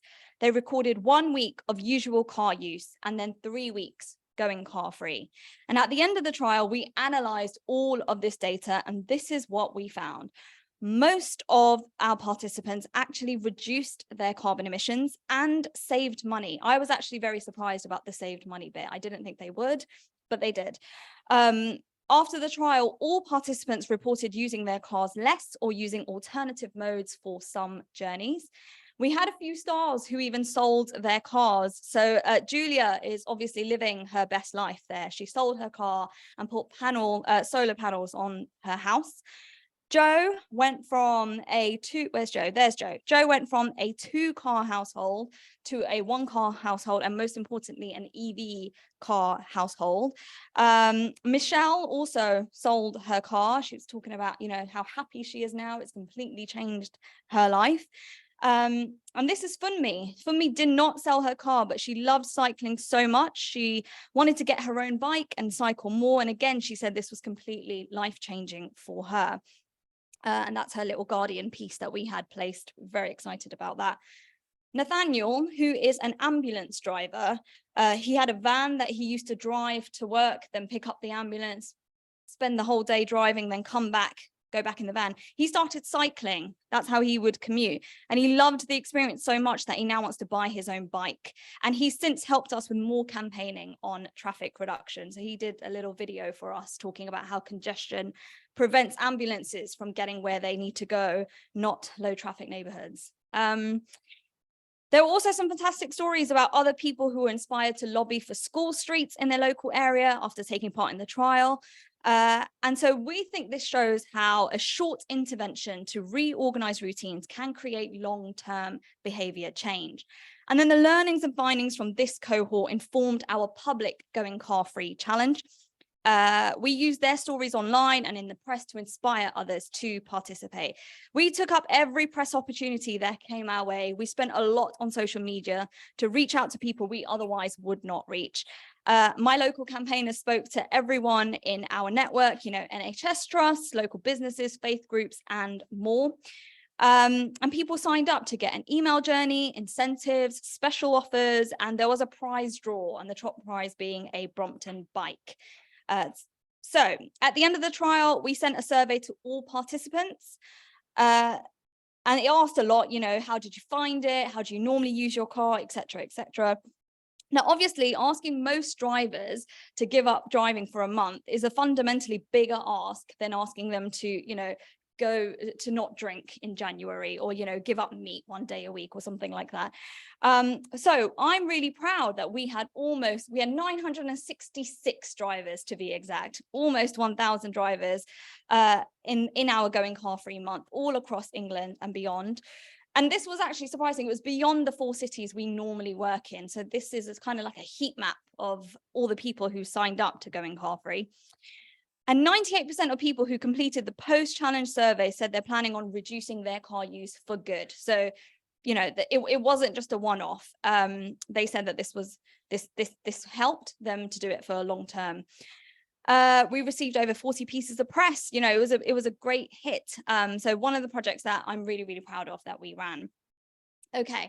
Oh, that took too long. Okay, school streets. One of the smallest initiatives that councils can do is introduce school streets, which close the road to motor traffic at school opening and closing times. Children's lungs are tiny. They're the most vulnerable road users we have. And we know that far too many people are making relatively short car trips to chauffeur their kids to and from school. So we did some research with Mums for Lungs that found over 50% of England's schools could be eligible for school streets. And that's something that we think all councils should actually just get on with. Every school that's eligible for a school street should have one by the end of this term. And it's popular right across the political spectrum, probably because it is such a restricted measure. But if you're looking for somewhere to start, this is a really good one to do. So going from the smaller interventions to the much larger ones, back in 2021, we were one of the key people advocating for the implementation of Birmingham's Clean Air Zone, fighting back against the narrative that it targets the poorest households. And since we've become one of the most prominent voices supporting the ULEZ expansion in London. Now, if you cast your mind back to summer 2022, this definitely was not a done deal. Our tool helped 4,500 people submit a positive response to the ULEZ consultation, which allowed Sadiq Khan to announce the expansion. And we've been very vocal about the media about the necessity for the ULEZ expansion, based on public health and climate. So we know this has national and international significance. Political leaders who've been told to implement clean air zones in cities are waiting to see what will happen here. With the judicial review, but this is tangible change, and it's a win we can claim. So car-centric cities have been the norm for so long, almost everywhere. At the very top of the event, Leo mentioned the Goodwin curve and how we looked at traffic reduction case studies from all around the world, and we found this pattern in all of them, and you can read this report online. It's called Car Free Stories, and that's where we've collated all of those case studies. The thing to remember is Amsterdam was not always Amsterdam, and Paris was not always Paris. We take a look at Paris's cycling revolution and asked, what made it so? And the key thing was political will. Anne Hidalgo promoted a positive and robust vision for Paris. She took a stand for the health of the people and the planet, and she just went for it. You know, the funding came after, the delivery and implementation came after. She decided to take a stand. So we need that political will to come first. And, you know, this is going back to what Leo was talking about. It's the kind of key message we want to drill in, is that the big pattern is it's always the same. Initial fears about potentially negative impacts from traffic reduction prove unfounded. But once in place and the benefits have been experienced, people don't want to go back. And the big lesson there is courage. So we need leaders who practice good communication, are courageous, tenacious, and see things through. And then we've got our How to Talk About Car-Free Cities messaging guide, which you can find online. And that's to help inspire people to feel excited about car-free futures and empowered to support them. So that was, you know, a whirlwind of what we did and everything that I couldn't cover in the day. What's coming up? Well, Car-Free Cities has come to an end, but Carolyn will be continuing to lead our parklets project. We're aiming to have a parklet permit process across the whole of London. That's the aim of the parklets work to come. We've got Hot Wheels. With Impact on Urban Health, we'll be working with unionised food delivery riders in London to accelerate the switch to cleaner and safer e-bikes and to bring the voices of this road user group into public and policy discourse. This is the cycle lane that's by me, and, you know, food delivery rider just going past. Nice. Clean cars for carers. So we'll be working with partners to research the EV finance market today to find the barriers to carers accessing EV financing. And then we'll be running surveys and focus groups with rural care workers, paying them to participate and assessing their current attitudes towards an experience of EVs. And then we'll follow a rural care worker as they go about their day and try and get them to go through the process of applying for financing for an EV and see how hard or easy it is. And then off the back of that, we'll be lobbying those in power and making recommendations. And then finally, I spoke about going car-free before. We will be running going car-free again in Oxford. So we know that Oxford is trying to take the traffic reduction agenda seriously with its recent plans to install 6 new modal filters. But since then, staff and councillors have received high levels of abuse, and the city saw a large protest that turned it into the centre of a global climate conspiracy for a while. But we need to put out the positive stories of people making the change, which we believe is possible with the right kind of support. So going car-free is designed to test that theory. Is it possible to go car-free in Oxford? And if so, let's show people how. And if not, then what needs to change? So keep your eyes peeled on that one. We were going to do Q&A, but I don't think we've got time for Q&A. But people in the room, you can hang about, and we'll be hanging about, and you can ask us questions. You can Q&A. The online questions, and then obviously people in the room. I'm just going to refresh. We've got 2 minutes. I'm the timekeeper still when I'm talking. So it looks as if people watching at home have also run out of steam. I think so. Sounds there about aren't right. really. I don't think that. No, there's no. If there's any burning questions people have got, they can, of course, also, you know, follow up with us by email, and we can get back to them. That's fine. So we will email everyone here a bunch of resources to help make the future, you know, safer, cleaner, greener. That's what we're all here for. And yeah, I'm going to bring the event to a close with a special thank you to our speakers, a huge thank you to our partners for helping us put the event together, and also massive thank you to the Possible team. So this is actually the final output of the Car-Free Cities project. Rob Breyer, right in the back there, used to be our Car-Free Bristol campaigner. He's now moved on to aviation, but he's helping us out for the day. Akwesi here has been our transport planner. He's now moving on to a new job in Ealing. Anzir Budu was online. He was the co-author of the Nobody Left Behind report, but Anzir helped us with so much, as well as some of the parklets research and sort of things like that. Carolyn has been an amazing star. She's kind of almost single-handedly put this whole event together in the space of maybe like 8 weeks or something. So massive shout out to Carolyn. And of course, huge thanks to Leo. I mean, this was his baby. This was his brainchild here. And 3 years later, here we are. It's very, very gratifying. And of course, thank you to everyone here. It's been a long day, but I hope it's been really, really useful. So thank you so much for your support and your encouragement. Please sign up to our mailing list. Shout out comms team. And speaking of comms team, Michelle in the back has been live tweeting the whole thing and just doing her thing. So thank you so much, Michelle. Before everyone goes, that is the link. Please take 5 minutes now to go to that link. Pull out your phones. We've got Wi-Fi. It's great Wi-Fi here. And take a few minutes to fill out that survey. That's it. Thank you so much. Have a fantastic morning, afternoon, and evening. Just one small thing to add. Everybody who's here today, do take a pack home of all the stuff that we've printed out. And just to say that those people who are attending online, who missed out on things like our nice little postcards that we've got of our SUV bike hanger. If you're a local campaigner or councillor and you would like some of these different postcards that we've got of our car-free visions, drop us a line and we can send some out to you in the post. Yeah, thank you so much for joining us today online and in person. And thank you very much to Worldly Wise, who've been managing the whole AV side of things and the Zoom. Thank you. That's us done. That's a wrap.